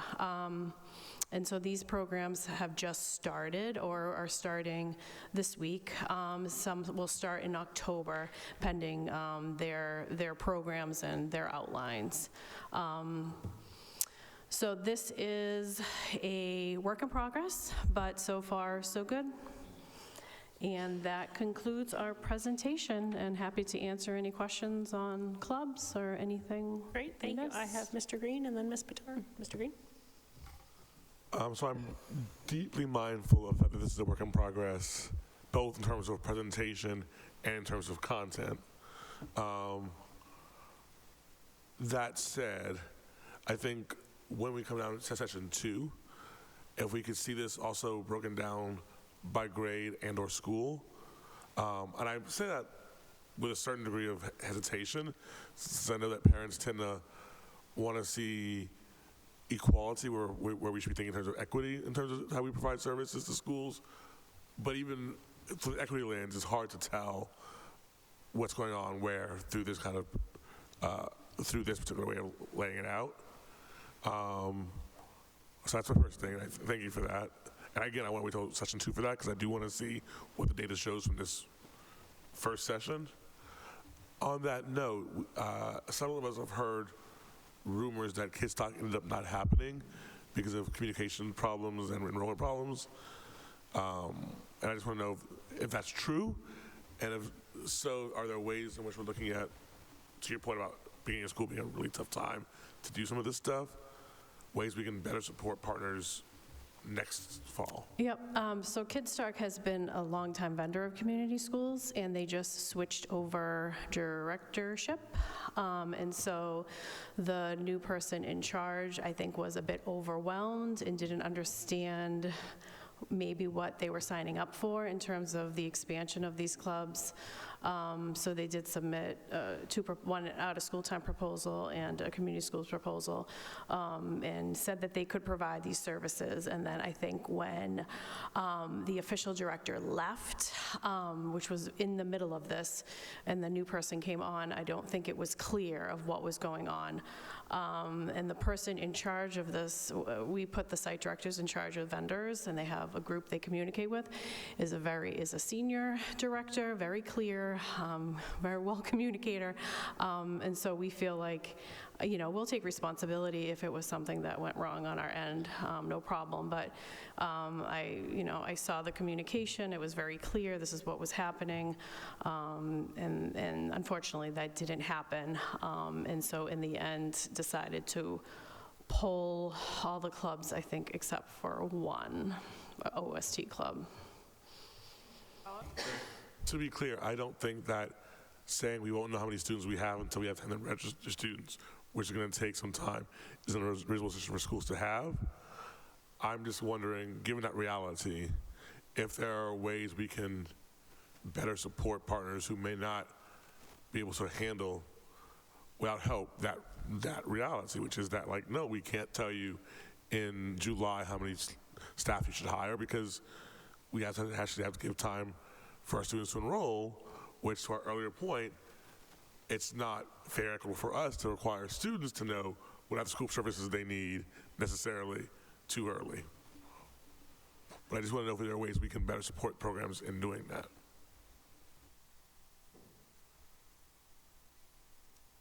I had Laura, then Sarah, and then Leron. Thank you, through you. I had two quick questions and one slightly bigger question. One is just, I don't know how long the clubs are, whether there's a cost to families or not, or if they're free. And then if there are costs, is there, sliding scale or whatever?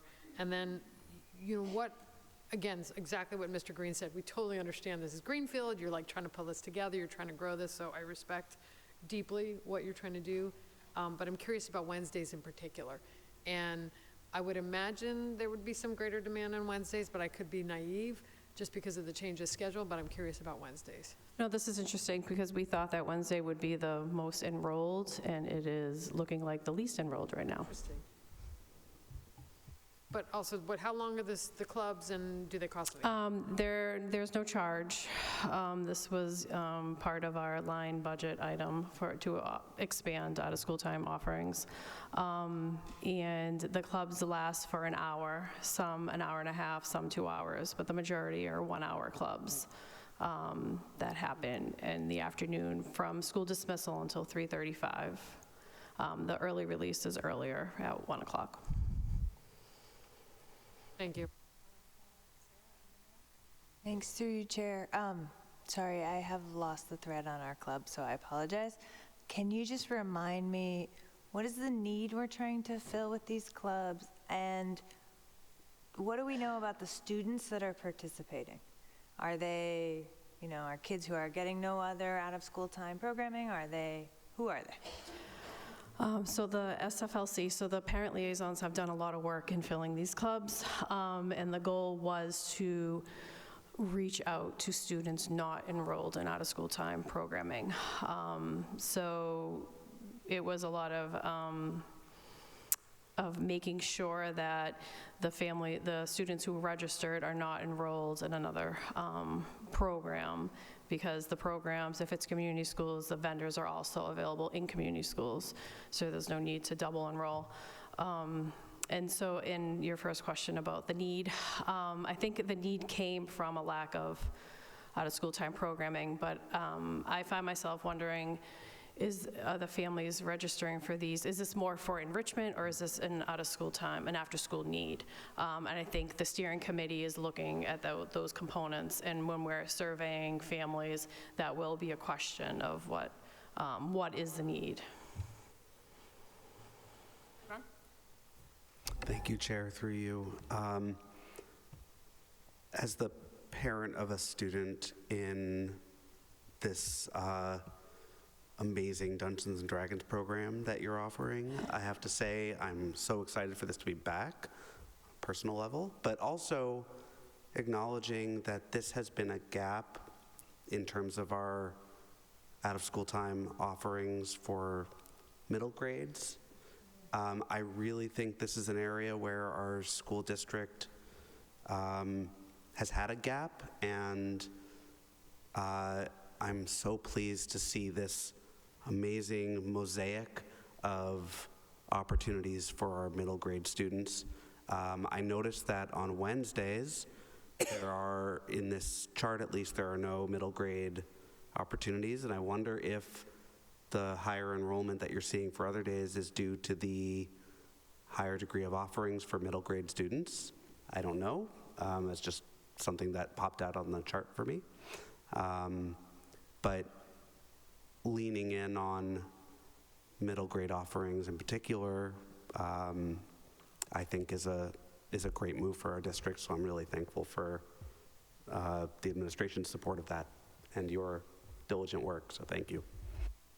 Thank you for that question. I forgot to bring up the middle school piece. We were thoughtful in ensuring that there were some 6th through 8th grade clubs, but again, I think with the vendors, they know that enrollment will be low with 7th through 8th, or traditionally, so I think that's why they gear towards 3rd through 5th, but I do like the freedom of the OST clubs that they can do a 5 through 8 program. They don't mind doing the mixed age groups, so that's been helpful. Mr. Green? So I've been sitting here thinking about your statement that Wednesdays have been actually less enrolled, which at first was surprising to me to hear as well. But then I thought about, like, speaking as an N of 1, Wednesday was the day I already had coverage through a third party in the old system, And so like for them, for the third parties, I think shifting how they handled Wednesday service was pretty easy. So I would be curious to know if my new hypothesis is correct, which is that on Wednesday you see a higher number of students who are receiving third-party OST services, which is neither a good nor a bad thing necessarily. But as we're thinking about how do we actually meet every student's needs, I think it makes sense to me, from my own experience, that for other providers, the stability of every Wednesday being the same now actually made it easier for them to provide services than it did when they were trying to find staffing for some days where we were going to need 5 hours of coverage and some days where we're going to need 2 hours of coverage. And so as we are measuring the effects of the Wednesday shift, we should make sure that we're not just talking about our own internal programming, but our third-party vendors as well and our partners who have also had to adjust it in reality. All right, are there any more questions for our out-of-school time director? All right, seeing none, thank you so much for being here. Thank you for having me. Rosanna, through your chair. Yep. Rosanna, Adriana, Janae, James, and Maggie, thank you very much. And I know it's late, you guys have to work tomorrow, you are teaching, so if you need to exit gracefully, it's up to you. But thank you very much for all the work. Yeah. Finally, I want to invite Chief of Staff Amara Anosike to share a broader facilities update. Amara has undertaken significant work to update how we track and respond to facilities needs across the district. And we're already seeing positive results. Amara, could you please share some highlights of your work so far? Thank you. Thank you. Good evening, everyone. Tonight I'll be providing a brief facilities management update. At the last school committee meeting, you'll remember that the city provided some reports of some of the work that they did over the summer. This presentation will provide a brief update on the district's efforts in terms of how we effectively partner with them to manage some of the work that they're doing and to track it.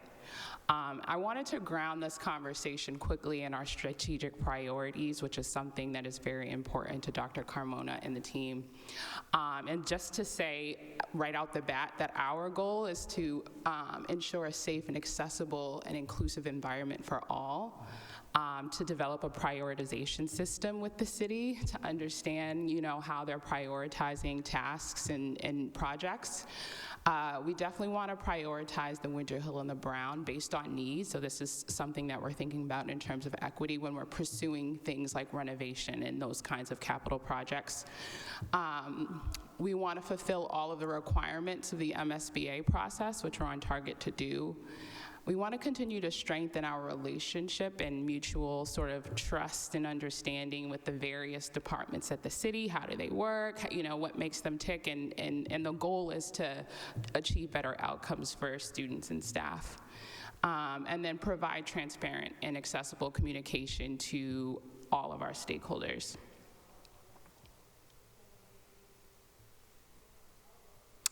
And so I'm going to tick through some of the new measures that we've started this school year. Before we started these measures, I actually met with every single school principal and asked them a series of questions, the same ones we met in person, because I really wanted to get what was going well, what wasn't, what are some of the themes, what are the pain points. People pretty much said similar things, and I'll talk about what emerged from those conversations, and it kind of is the reason why we put in some of the new measures in place that you see here. And so we've done walkthroughs at all of the schools with DPW and IAM this month. So I think in August as well, which has been very helpful. It's actually enabled us to get critical work started, and I just provided a few examples, or if not started, actually moved along in a really important fashion. So we've looked at roof needs and leaks. We saw some rodent mitigation needs in some of the hot spots. We scoped out spaces for new classrooms or new classroom uses in different buildings. We've looked at the production kitchen area at the Argenziano, key equipment moves, and things of that nature. We've also begun tracking 311 in a different way. So the city is now sending us weekly reports, and each school is getting their own weekly report. That has not happened in a number of years. I know it previously happened from my understanding of what I've heard from folks, but that has not been happening. And so that'll be helpful for us to keep track. Also, every principal is tracking it on their end because there are discrepancies with what DPW or the city might mark as closed. So they might say closed, and it might be for various reasons that we haven't sort of been updated on. So it's very helpful to have our own tracking system. We've also begun, so I've started monthly meetings with the principals because obviously they're very busy doing a lot of great work at school. I have a lot more time to meet with the city, and I am meeting with them very often. And so I want to hear directly from the principals about what their pain points are so that I can continually remind the city when I'm meeting with them about things that have been on this list that we've been talking about. So we kind of have with the city, next slide please. So in terms of stakeholder engagement, I meet with both IAM and DPW and myself monthly, and we go over a tracking list, not just the 311s, because those are usually typically quick and move quickly, but there are some things that have slipped through the cracks that should have been quick, but for some reason it slipped through the cracks, or there are longer term projects that just require us to track over time. And some of that stuff we've had separate meetings for instance, like with the production kitchen, but many of that we can't have a separate meeting for every issue. For instance, the generator at the West, we can't have a separate meeting for that, but that's something that will require us to think about and look at and talk about over time in a different way than how we track 311. So that's what that meeting is for. I also see them very often and talk to them and text them, all day long, but it's good to have a set meeting to say, hey, let's look at what's going on at the district-wide. I'm also on the capital improvement plan work group that is run by the city. I'm grateful that they've invited us to sit in on that group. This is sort of a 5-year plan that they have to look at projects that cost over $50K and are non-recurring, and I am a fierce advocate for the needs of our schools at that meeting. And so right now, they're looking at about over 150 requests, and so that's happening. I'm also meeting with the SEU president every other week. That's not something that we had done before, but again, I just want to make sure I'm hearing needs from all sorts of places and spaces, and the president does have a good ear to the ground on what's going on, and sometimes might know something that's a need that we haven't heard about yet, and so I definitely want to continue that piece of it. And so I also think for the school committee meetings, providing you all with an update every meeting just to say, hey, this is where things are. It won't be like a presentation like this, but I think having that for you all would make sense, and so we're going to start doing that.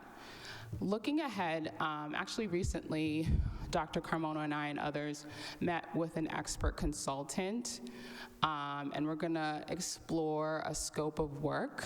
This person has an engineering background, is familiar with municipal buildings, and will be able to help us in terms of be a better, I would say, facilitate effective strategy with the city. The city has a lot of expertise, and so it would be nice to have somebody on our end with that level of expertise as well. We want to develop facilities guidance that every school has and that's clear and that's easy, even just for people to know, like, what is an IAM need versus a DPW need, and what is a good 311 request, because sometimes you can put one in and it's not that great, and so they can't really move on it. So things like that. And then we're going to work with the comms team to figure out how to develop transparent updates for all stakeholders. Next slide. And so this is just a weekly 311 report, some numbers that I can share with you. This is from last week, so Monday to Friday. There were 47 total submissions in the report that I saw from the city. 4 are in progress, 17 are closed, 30 are open. I will just say, much more of them are probably in progress than is stated on this sheet, but this is just how it was tagged. I know that because I'm texting Mike all the time, and he's like, yeah, I'm sending somebody over there now, or this and that. And so just to give you a flavor of what the open 311s look like, most of them are plumbing needs, like leaky faucets, maybe a toilet is out of service, clock's not working, actually comes up quite a bit. New keys or locks needed for non-exterior doors. When it's an exterior door issue, that tends to get fixed very, very quickly. And so I didn't see any of those open right now. In progress, again, minor plumbing, card reader activation type stuff for certain doors. Some of the closed cases included like whiteboard installation, temperature needs, which comes up a lot, and some plumbing needs.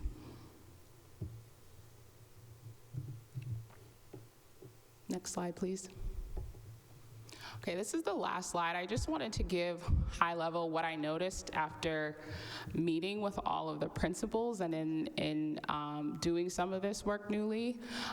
One thing that they all said was actually a lot of things get fixed rather quickly. In particular, the things that are related to safety and access. Principals overwhelmingly have positive relationships with their building custodians. And also we've seen that the city has put in a tremendous amount of work into our buildings to making sure that they're ready for the school year. In terms of opportunities for growth, while the city is making efforts, more is needed to address the rodent infiltration needs that we have at certain schools.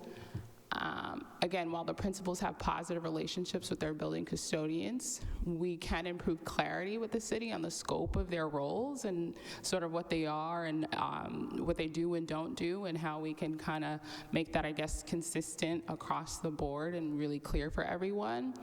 And then we also need to continue to explore ways to streamline communication with the city and with key stakeholders. I'll just provide an example. They are great partners, by the way. I'm just saying, like, some items or needs that we have in a school might touch 3 city departments or 4 city departments, and figuring out how to get us all together in the same room and on the same page about what the next steps that are needed to move that, whatever the need is or the concern is, across the finish line is really important. And so there are so many examples about that, but the better we communicate with the city, the better it is for our students and our staff. And that's it. All right, great, thank you. I have Dr. Ackman, Mr. Green, Dr. Phillips, Ms. Patone. Dr. Ackman? Thank you. Through the chair, first off, I want to give you a standing ovation. Thank you for this. This is the best update we've seen on this in a while, possibly ever. I actually raised my hand while you were talking. I don't know what IAM is. I know what DPW is. Do you mind clarifying? Infrastructure and Asset Management, which under that department is Rich Raish's team, Capital Projects. So you said may I ask a follow-up? Sorry. So, with that in mind, you mentioned that sometimes it's hard to differentiate which goes to who. Can you give examples, low-hanging fruit sort of examples of, which? I can give you one. Great. Sorry, I was going to say I have a million. But use of storage space at the high school, so storage 15, the athletics department would like to use that space, and we've gotten 3 different responses from 3 different departments at the city about our actual ability to use it. Is it safe? Is it unsafe? Or it's one, you know, and if it is unsafe, how can we mitigate that? Is it something we can mitigate or not? So that's what we've been trying to figure out. Mr. Green? First, I got to echo Dr. Eichmann's point. This is the most holistic, all corners approach to facilities work I've seen in my 9 years in school committee. You know, the dance with the city on facilities is always a delicate one. We've tried many different approaches to see where we can get the best results. I think this is a pretty thorough combination of everything we've tried and successes we've gotten. So hopefully, if we do it all, we'll finally get the kind of results we want to see. So I want to thank you for that. When it comes to the reports in the 311, I'll be thankful to actually start receiving that. But what I've heard from teachers, administrators, support staff is that many things do get fixed quickly, but if they don't get fixed quickly, they don't get fixed at all. I realize that there's limited tools we have to address that, but one we might want to consider is when we get these reports, reporting out how long things have been open, so we can at least put some public pressure and some public shaming to the issue of, hey, this teacher reported something 2 months ago that seems to have fallen through the cracks. Can you get on it? In a way that, you know, we have seen, I think more often than I wish were the case, the city doesn't move until they're being forced to react to something. And so if we have to force them to do so, I'd like to make that part of our processes going forward.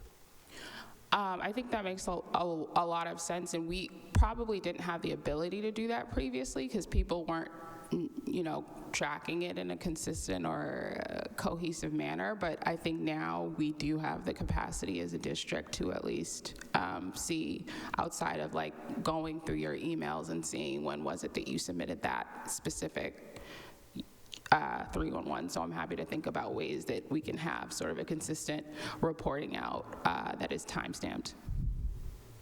Dr. Phillips and then Ms. Patone. Thanks, through you, Chair. I third my colleagues' appreciation for this incredible work and this incredible progress on systems building that you are doing for the district. Thank you. One thing I was thinking as you were presenting on like future steps is, you know, we have this joint building committee that we started because we couldn't hold the city accountable.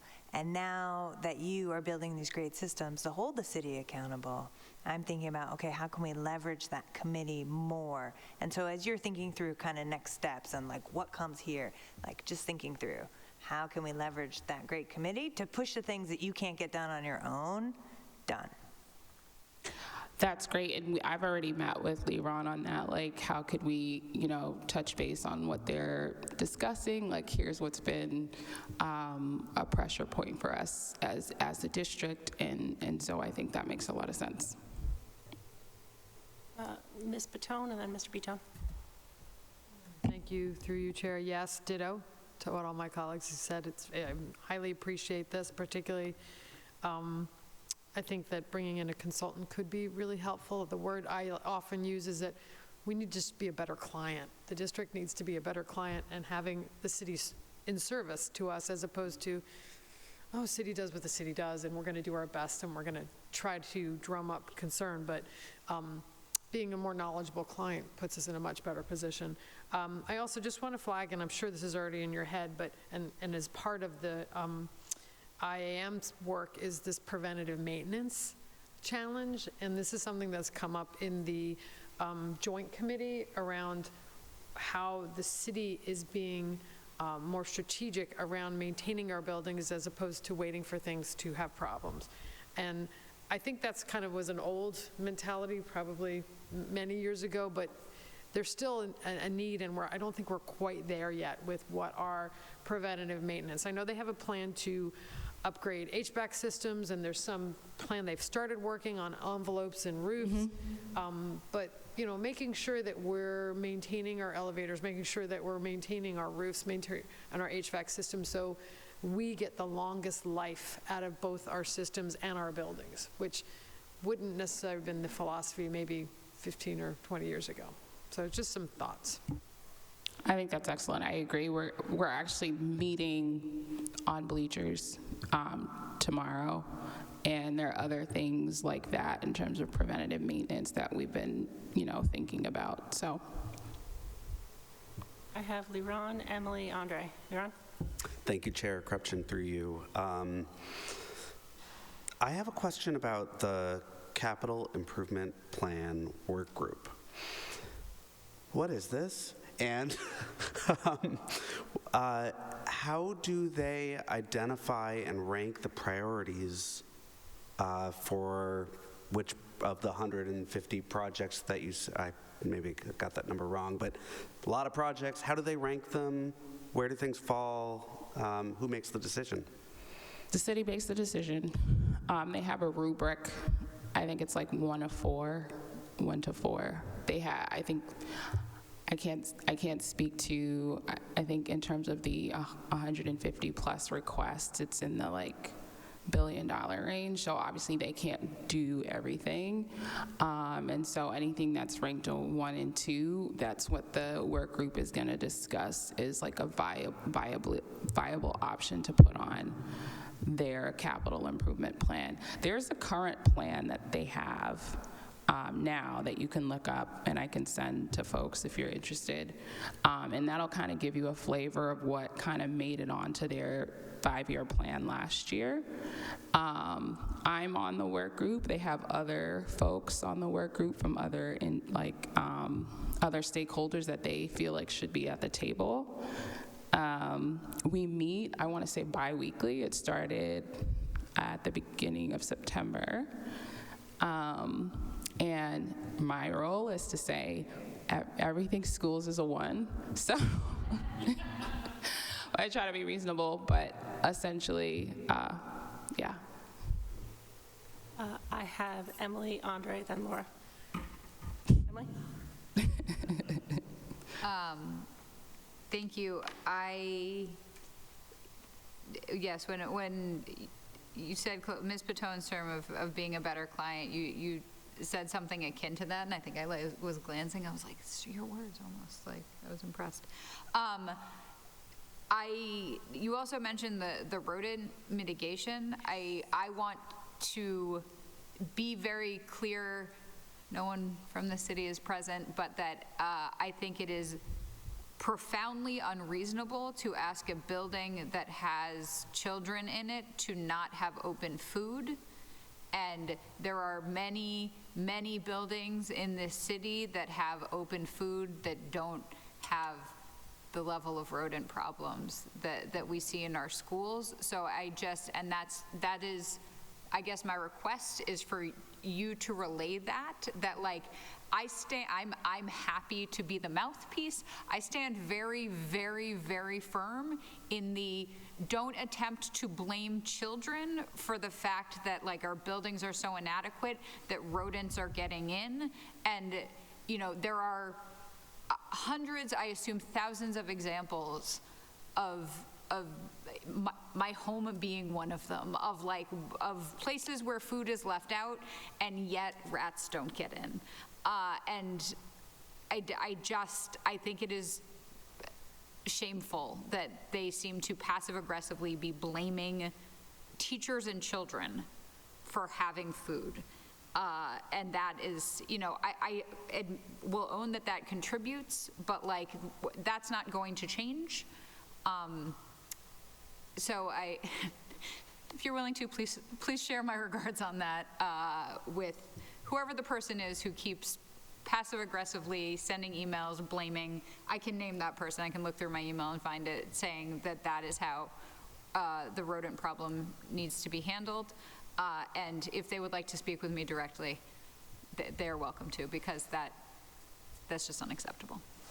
I will be sure to pass that along. I will also say that on our our walkthrough, we saw holes in certain places that can be closed. We saw various reasons that could have added to the infiltration, that the city said that they would partner with us in closing those holes. So they were there. Also people from, I'm forgetting, the Environmental Services Division, Alicia Prevet, was there on the walkthrough at certain schools that we've heard that we know that this is more of an issue at. So there are definitely reasons for this issue that go well beyond, food. Andre and then Laura. Where to start? So, first, I want to actually highlight that Ms. Matone has done yeoman's work, trying to work with the city. That's why I want to give you the credit you deserve on trying to make sure that schools are adequately represented in the city's long-term thinking about buildings and projects. So I strongly encourage you to sit with Ms. Matone and glean from that history for what it's worth. That said, I also want to talk about this whole issue of preventative maintenance. And the fact that no one, and I've talked to several construction companies about this who work in the city, can say the city's actually good at it or not. But the fact that we can't even say if we're good at it or not means that it's another place where we're losing trust, right? There are issues. I would say that Winter Hill's largest problem at Sycamore, so there was an old building that reached end of its life expectancy, and no amount of preventive maintenance was going to change that. But we also know that there's lots of places where we're just missing easy things. As a concrete example, Ms. Patone, Ms. Barish, and I joined the superintendent at Winter Hill on Friday. And, over the summer they put in that soundproofing, which is excellent and great. And there are several rooms where I could hear the difference from when I was there in the spring. But also I couldn't help but notice that while they were up there on the roof, on the ceilings, they could have very easily, for $5 each, fixed the light fixtures. And the light fixtures aren't broken, but the covers are chipped. There's just a lot of little things that if we were doing active quality preventive maintenance, we'd get ahead of before they were problems. And I think what we're seeing consistently in our school buildings is that we don't do things until we're responding to something. There's a level of proactive upkeep that the city has historically just routinely just missed. And so I love as we're doing all these new systems to be thinking about how do we encourage not just, although we aren't doing this, meeting basic standards, but actually trying to get ahead of things for once instead of always playing catch up. Yeah, that's really the goal of meeting more regularly with them, and I think that makes a lot of sense. Thank you. Laura? And then Thank you, through you, Chair. I just thought this was a good opportunity to remind ourselves that in our resolution about the warming center, we've asked for specific plans to potentially upgrade the Cummings in the event of emergency, as well as to eliminate, basic structural work so the building doesn't continue to deteriorate in the event we need it, such as eliminating water leaks. So I hope that that is in the scope of what's being considered.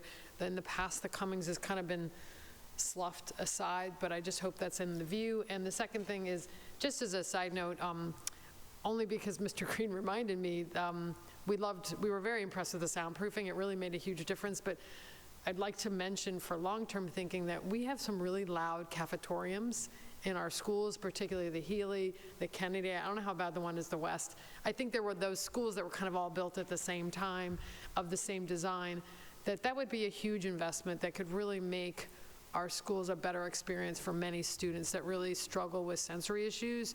So I just want to flag that because we're talking about it. Yeah. Not to make your list so much longer, but that's one of those ones that I think families in the past have demanded for it or requested it over and over again, but it just kind of, when you have broken elevators and you have buildings falling apart, that does go to the side, but I'd love to make sure that that is in the view of this work.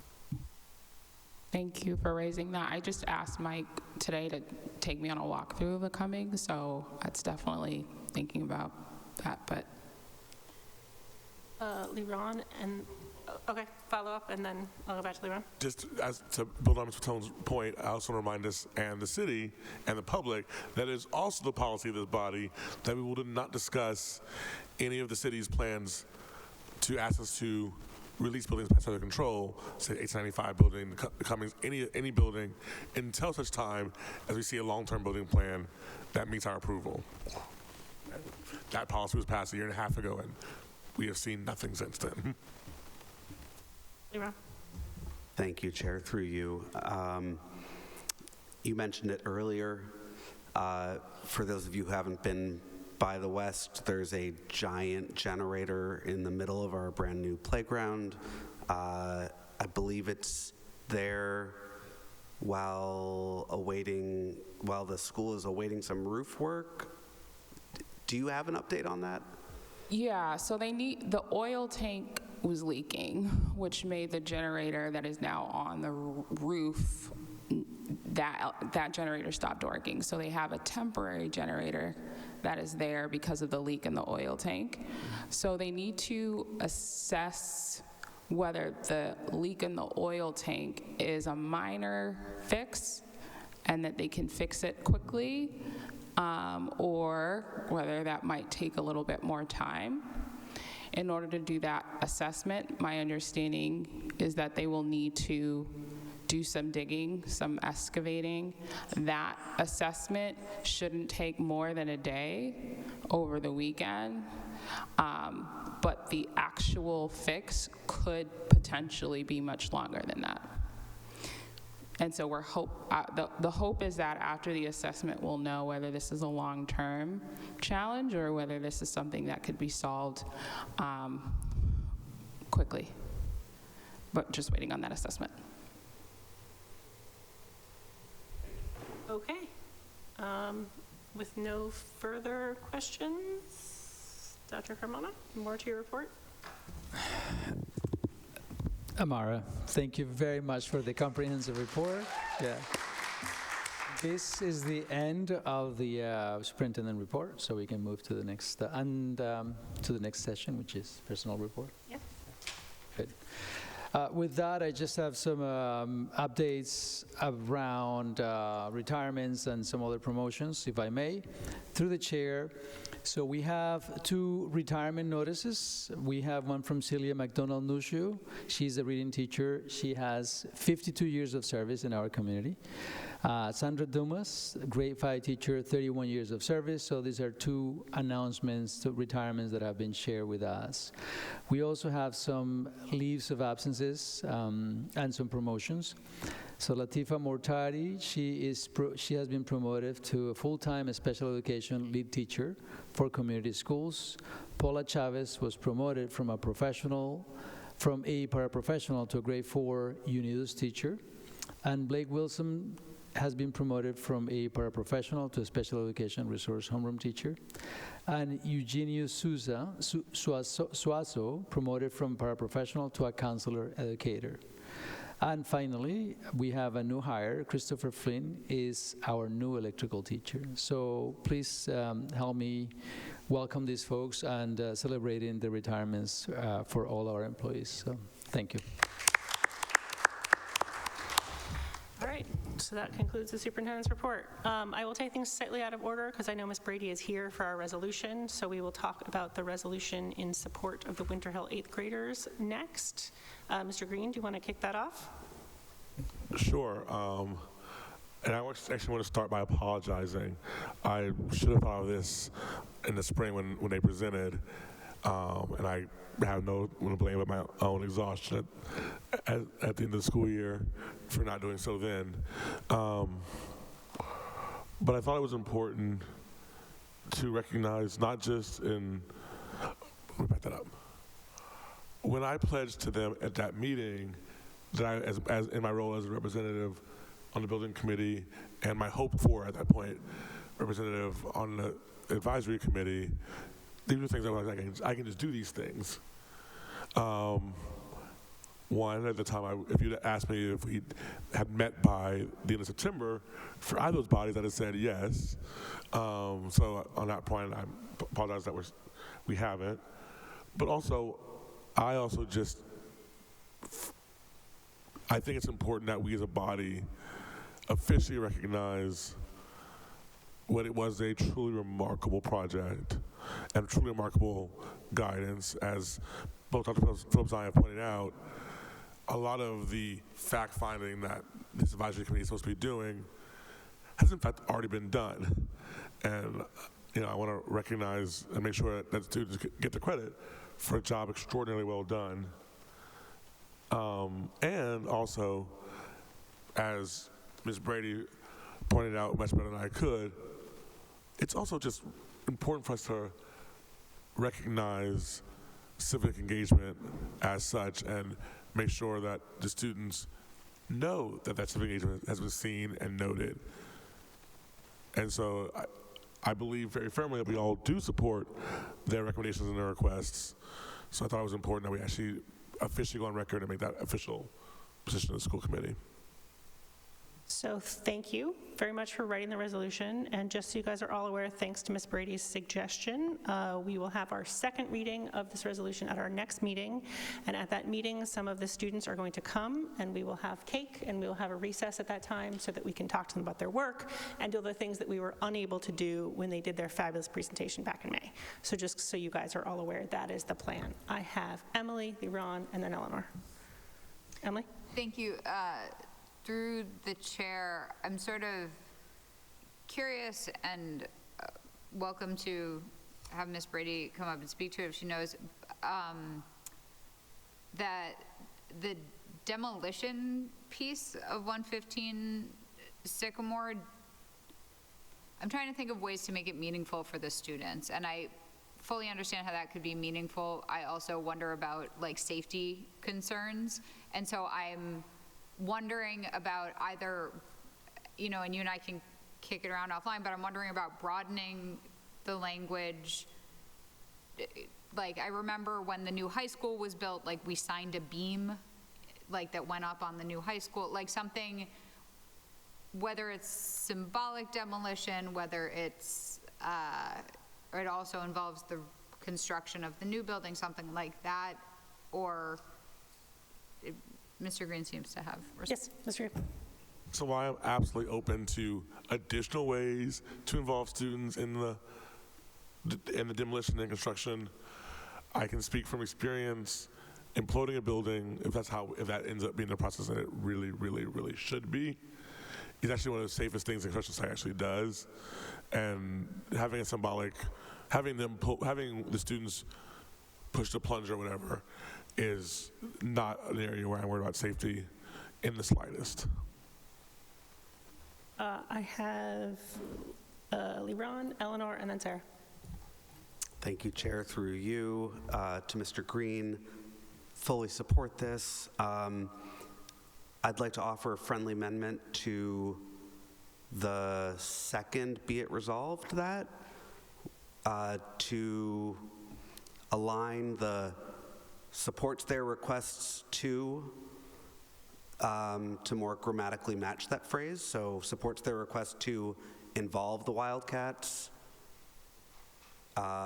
establish regular communication, allow current Wildcats, prioritize the acquisition of, and I think for the 5, I would say include the Wildcats in the groundbreaking, so just remove designating. Anyway. For anything grammatic, I apologize. I was writing this at 5:30 in the morning, so. Totally, it's just offered in that spirit. Thank you. I have Eleanor and then Sarah. Thank you, through you, Chair, to Mr. Green. Thank you for writing this resolution and for bringing it to us. My only concern, I think everything here is great. I'm only concerned that, and maybe it's just the way I'm reading it, but I'm not sure if it makes explicit enough the involvement of last year's 8th graders in these things. I wouldn't want them to be excluded, but the wildcats that are currently, or that will be wildcats at the time of these things happening are included, and people think that that satisfies this resolution? I hope I'm making sense. I just want to make sure. You're making perfect sense. It was actually one of my concerns as I was writing it, was trying to get that clear throughout. So if it's not still, you think there are ways to improve that, I would 100% agree with that. Okay, cool. We can talk. All right, Sarah? Thanks through you, Chair. I second everyone's thanks for writing this. I appreciate your commitment to putting the kids' priorities first, as be it further resolved.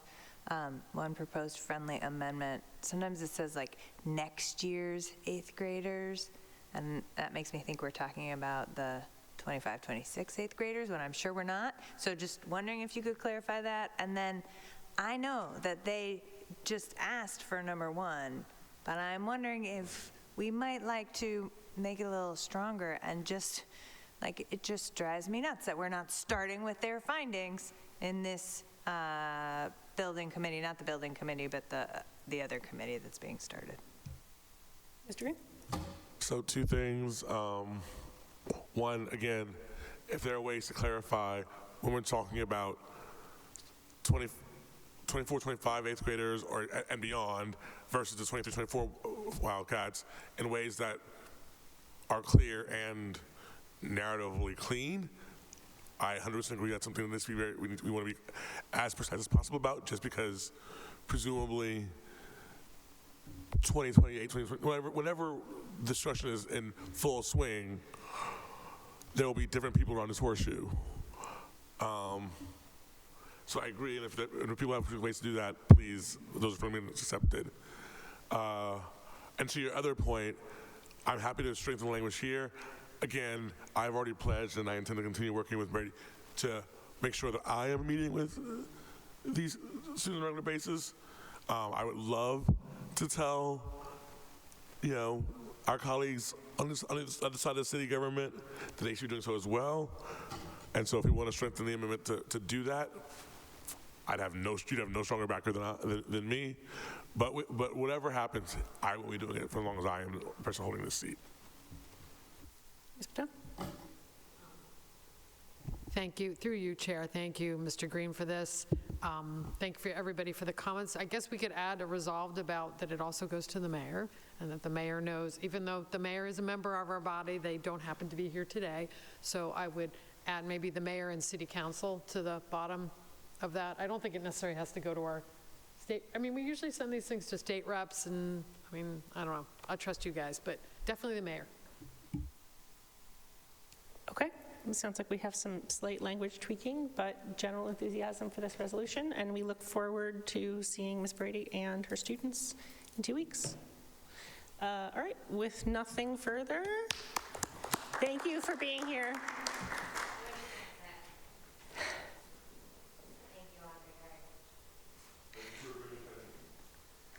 All right, that brings us to a couple of reports of subcommittees. I will entertain a motion. I move to accept the report of the school committee meeting for ed programs and the instruction subcommittee for September 12th, 2024, and the report of the school committee meeting for finance and facilities subcommittee on September 18th. A motion by Dr. Phillips, seconded by Dr. Ackman. Is there any discussion? Seeing none, all in favor? Aye. All opposed? Motion carries. That brings us to MSBA update. Dr. Carmona? Through the chair, as we agree during some of our meetings that we were going to provide updates on MSBA, that's part of the spirit of communication around that process. So the updates for the remainder of the fall will be fairly light, as we are about to conduct the first phase of the eligibility phase.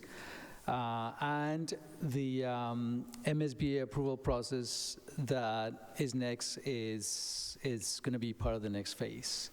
So the last requirement for the eligibility phase is a vote by the city council to approve the funding for a feasibility study. And as you remember, that was technically done last year. when we took that vote. The only thing is that the language that we used was not the language endorsed by the MSBA, so we basically have to kind of re-vote using that specific language provided by the MSBA. And this step is required to be completed by the end of November. And it's my understanding that the vote will happen much sooner, as far as I know. After that, the next step will be for the MSBA to officially vote for us to advance to the next phase. And I know that there are some questions around when the school building committee will begin meeting. And I want to share that the current estimate is that the committee will not need to start meeting until around January of the next year. And it is my understanding that there are conversations in progress about hosting an initial gathering among the SBC members later this year, and that will be communicated as soon as anything becomes final. And so any questions around the building committee basically will be directed or should be directed to Rich Rice. So that's kind of the overall information that I needed to share. Basically, we're in the final stages of that process, and that we have to go through the vote process. But it was already set in motion, but it just have to be redone. So it sounds like the members of the school building committee have been chosen by the city, they just haven't convened yet? Is that your understanding? That's my understanding, and that there is an update coming up soon to gather them. Mr. Green? Relatedly, the members of the construction advisory group should have gotten an email today either saying they were or were not put on. I know that I received mine as someone who was. Several parents who applied received their rejection notices. So again, my hope is that between now and the next meeting, the city will actually tell people who's on this committee, especially since we've already been told what our first meeting is going to be. Since I don't know if it's public or not, I'm not going to give too many details, but I will say it is Tuesday, October 8th from 6 to 8:30. So hopefully between now and then, the city will actually deign to share with the world who's on this committee. Okay. Thank you for that update. Mr. Biton? Thank you, Chair, through you. Superintendent, I missed the whether there may be any implications for the need to re-vote on the instantiation of that committee. Does that affect our timeline at all? Not at all. That's, actually they don't have to meet until January. January is kind of the start of the timeline, the big bands of windows of time that the MSBA has given us, and that window actually goes up to January. So no, it doesn't affect it, and it's but just the language has to be present, otherwise they will not be able to go through the feasibility process. All right. If there are no further questions, that brings us to our next item of business. We have a whole bunch of things to approve that we discussed in executive session. So I will entertain a motion. Who wants to start? Sure. Maybe just do them separately. I move to approve the AFSCME clerical salary step placement side letter. Oh, wait, sorry. I authorize the chair to sign the side letter of agreement with regard to the initial salary step placement of the Somerville Clerical Employees Union. Second. Motion by Dr. Hackman, second by Dr. Phillips. Seeing no discussion, all in favor? Aye. Aye. All opposed? Motion carries. Next one. Okay. I move to approve the SAA collective bargaining agreement contract.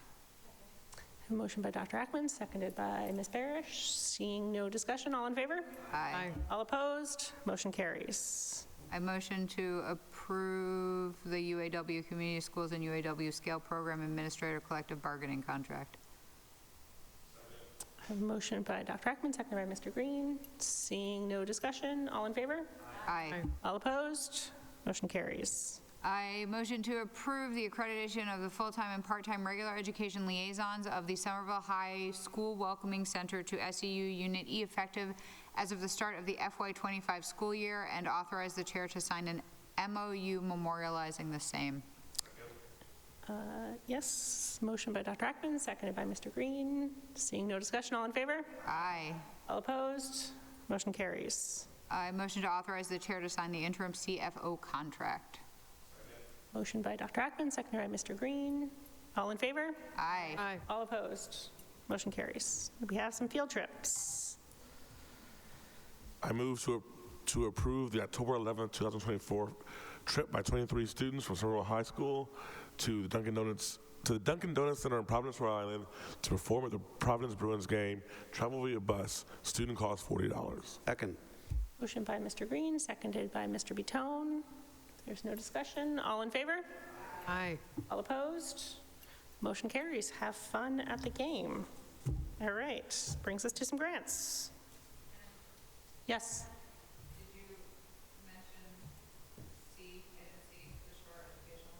I am sorry. Thank you for noticing that I did not do that. Thank you. I don't think that needs to be voted in, but I just, Correct. as the representative to the Shore Collaborative, there's a brief update, and really what I wanted to note is we've gotten so used to seeing data and sort of talking about it and thinking about it, and there's always ways we can grow.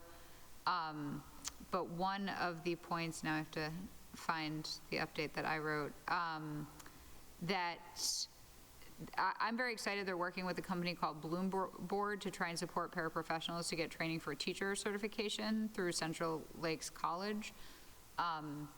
It's an interesting concept, but it's brand new, and in the meeting where it was proposed, everyone was profoundly enthusiastic. I was as well, but I was very clear in requesting what the metrics are for success for this, because we've seen many times where for-profit organizations take the, what's the bill?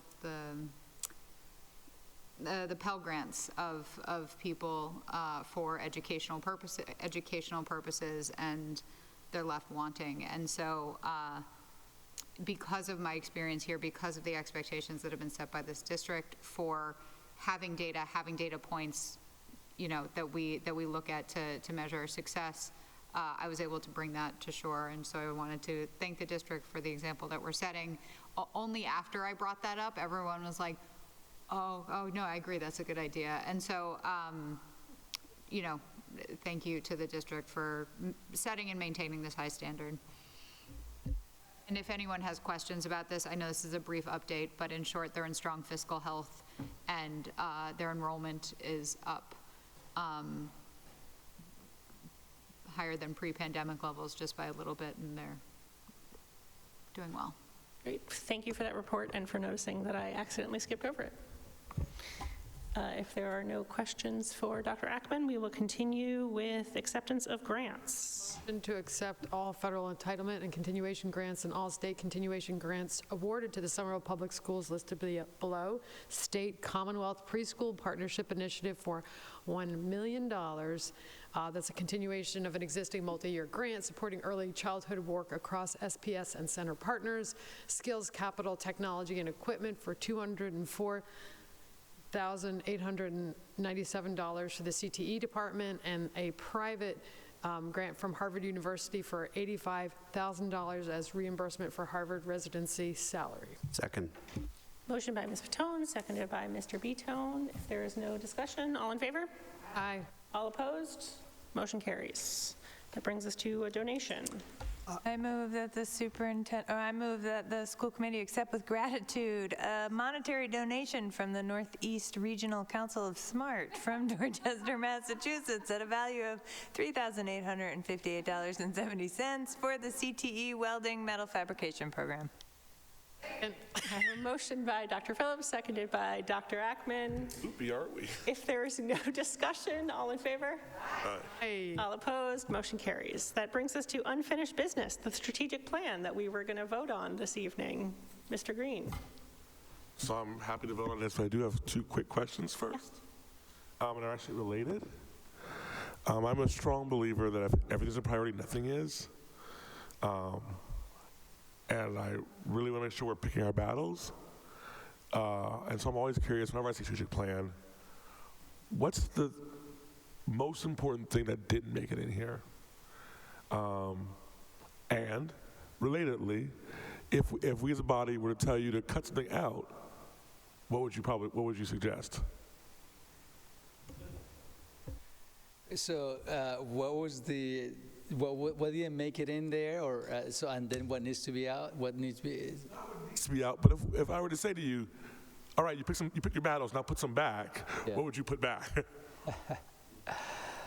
You know, one of the things that is really complex is the work around the MTSS, and I feel that there is not a full-fledged description of what that looks like in the strategic plan, because we are starting from building what's existing in our district. I think if you were to ask every principal, they would say, you know, we have done MTSS for years, and we are back at the same, back at the 360 circle. And so I think there's frustration around that. I think one of the things that we will be doing differently, we'll be working actually with the Harvard Fellow to build a system that is different from what has been done in the past. So I think that what is missing is somewhat the entire, the scope of the work that has to happen is huge, is related to Tier 1, is related to new programs that we have. So I feel that we could not encompass all the complexity of that, because in part it's been built by adding new programs, new implementation plans. So I think that I feel that is not fully fleshed out in the plan. And it's been worked as we basically are doing the work. The other piece as to what would I add or what would I change?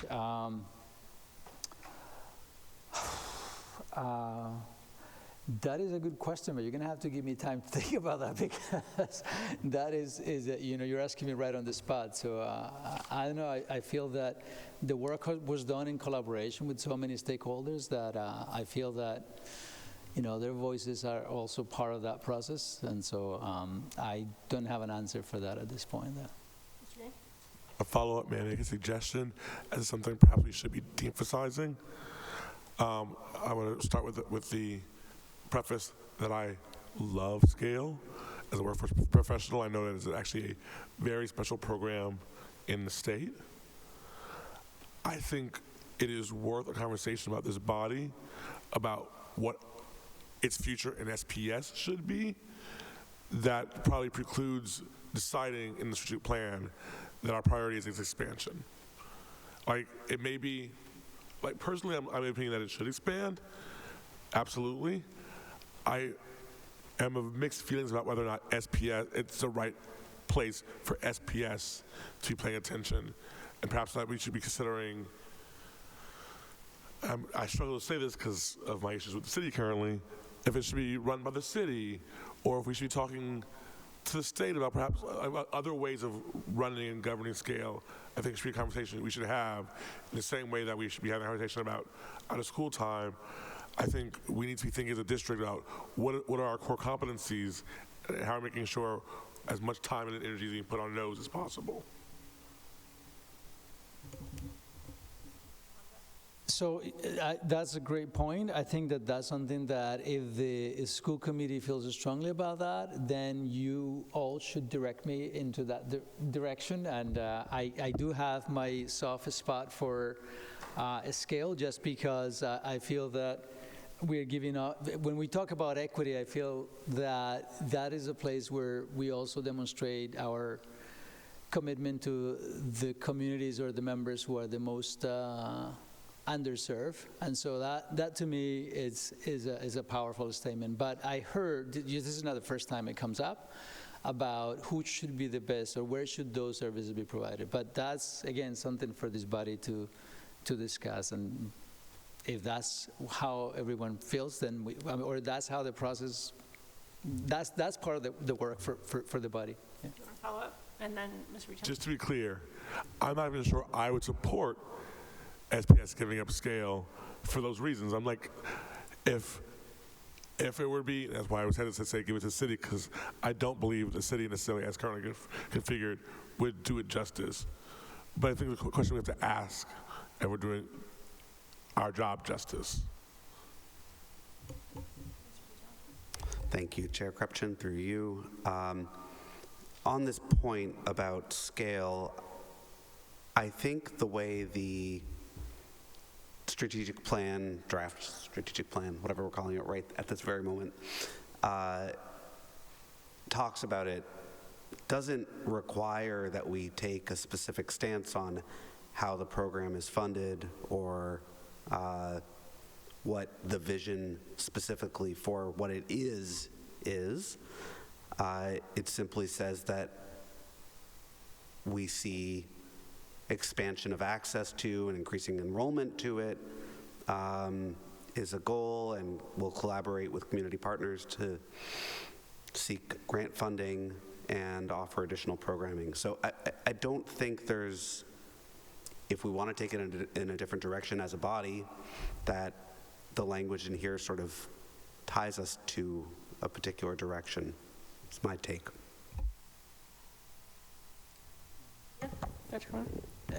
I also want to contribute that right now SCALE has become a pipeline for paraprofessionals in our district, and I believe that probably 6 or 7 of them already are embedded in our district. Again, and is this commitment about what's possible for folks who have been actually students of ours who actually have lost their way in the process and then have been able to regain it as a result of the access that they have gotten through SCALE. So, you know, in times when we talked about also recruitment and retention, that's also an avenue that we have found through SCALE. And I think that in just to second the words that Mr. Bitton mentioned, you're right, the language there is a little bit somewhat open, so it's not necessarily, it's an expansion and an improvement, yeah. Okay, Dr. Phillips? I move to approve the strategic plan. Second. All right, I have a motion by Dr. Phillips, seconded by Dr. Ackman. Is there any further discussion? Yep, Dr. Phillips, and then Ms. Patel. One quick thing through you. Seems to me that one next step is to revise the school committee goals so that they're aligned with the strategic plan. So just putting that out there is work we should do. Agreed. Yep, Ms. Patel. Through you, Chair, my follow-up was very similar to that, but I also want to add, as we reconsider our goals, having closure on our previous goals. So we spent the time doing the work to create those goals. Obviously, there's been this huge, robust process that you've gone through to do a strategic plan, and I definitely want our goals to reflect that work, but I also think it's really important to sort of make a statement or sort of an assessment of how well we did do on those goals. And if we're migrating from them, great, but we should be doing that in an informed way. All good points. With that, if there is no further discussion, all in favor? Aye. All opposed? Motion carries. That brings us to items from committee members. Ms. Parrish? Thank you. We have, over the years, received requests from parents regarding crossing guards, and I know that we don't control the crossing guards, but we have a new police chief, and I was just wondering if we could get an update from SPD about sort of staffing levels and whether it's appropriate to reevaluate where crossing guards are placed.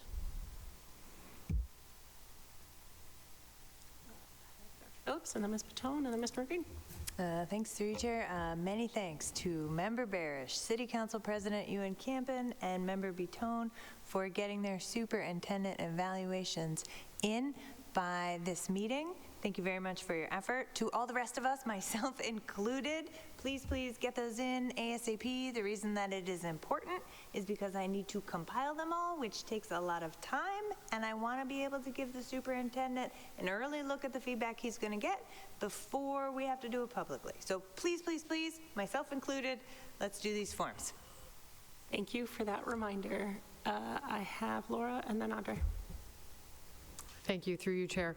I'd like to make a request to the superintendent's office to give us a status update on cell phone policies in our schools. There's been a lot of press recently about schools and districts being much more strict about cell phone usage. So I'm thinking of something like, where are we today? What are the different schools doing?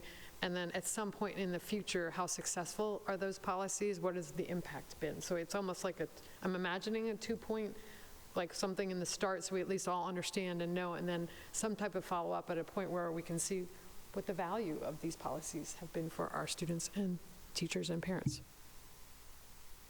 Andre?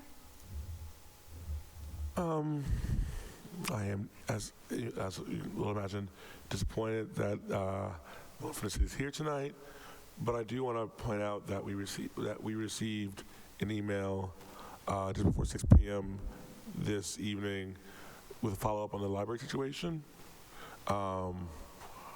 After giving a fairly thorough answer to us in this body at our last meeting, the city has had no official comment on the library situation since then, including not taking Chair Cruption's advice to perhaps post the last answer somewhere publicly. So I'm going to request that we take advantage of the fact that any email sent to a majority of the school committee is in fact a public document, and that we share this most recent email from the city. I don't want to have to read it, but I'm going to ask that it be put in the minutes of this meeting. And perhaps share, and I will probably share it via social media later this evening. But if the city won't actually give people answers to the library, I believe it's the least we can do to take advantage of our position to do so ourselves. Okay. You have something else? Yes. And then as a procedural thing, I would love to revisit the idea of a consent agenda for our meetings, so that those express rounds can just be done in one vote as opposed to 15. And to that end, thinking about whether or not, as some school committees do, and this is where it ties into my last request, emails that are sent to the whole body be accepted as official correspondence in that consent agreement, so that they can be entered into the public record in ways similar to written public comment. I mean, stated public comment, which would mean that, in the same way that everyone who comes up gets in our minutes, the emails that are sent to the whole body are also put in our minutes, so that we are no longer privileging one form of comment over others. Yes, Ms. Barish. I just wanted to clarify, is Mr. Green asking that we write a new policy? I think this would be really important for people to know if they're emailing us that their email is going to become public record, because people share personal things about their kids, about themselves. I think Mr. Green is suggesting a new policy, and to that point, that would be a piece of that, is making sure that was understood. And just so people are aware, that is already the case. Technically speaking, any email sent to the majority of the school committee is in fact a public document subject to FOIA and other such behavior. So people should be aware of the fact that the email sent to the whole committee, it is technically, and I think we try to be very good about being discreet about that fact, but it is technically a public document. Thank you, through you, Chair. This is just quick, because you're bringing up something just administratively. Can we look into, again, having a single email address for the whole school committee,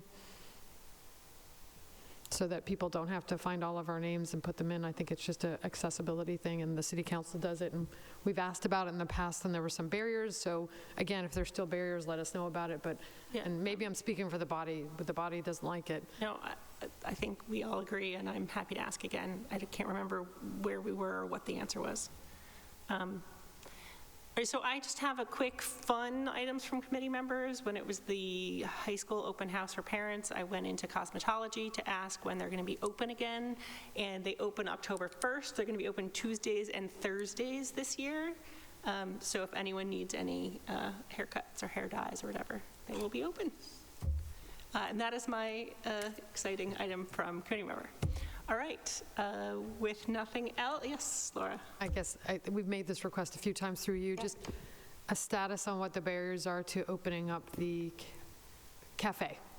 I just asked the superintendent about that this morning, so that is Primarily for the students, and so that they can have that opportunity to experience that real life work, and also for me because I like eating there, but primarily for the students.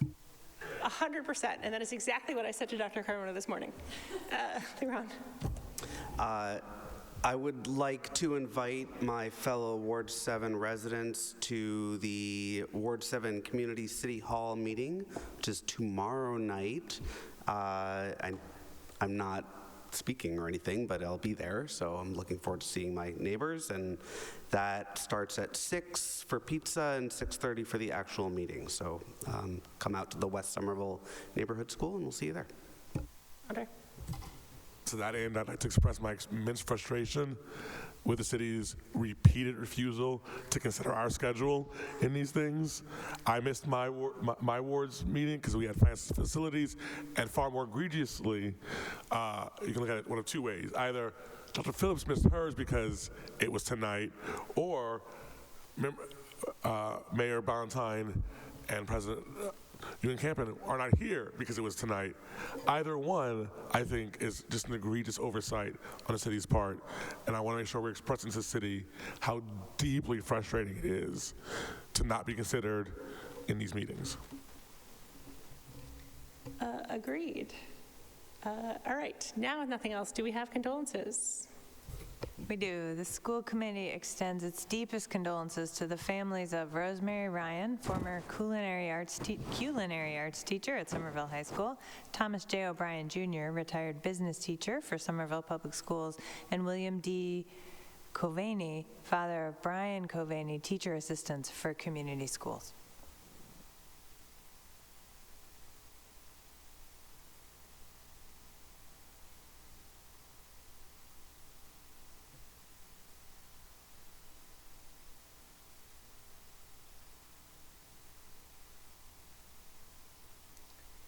And with that, we are adjourned.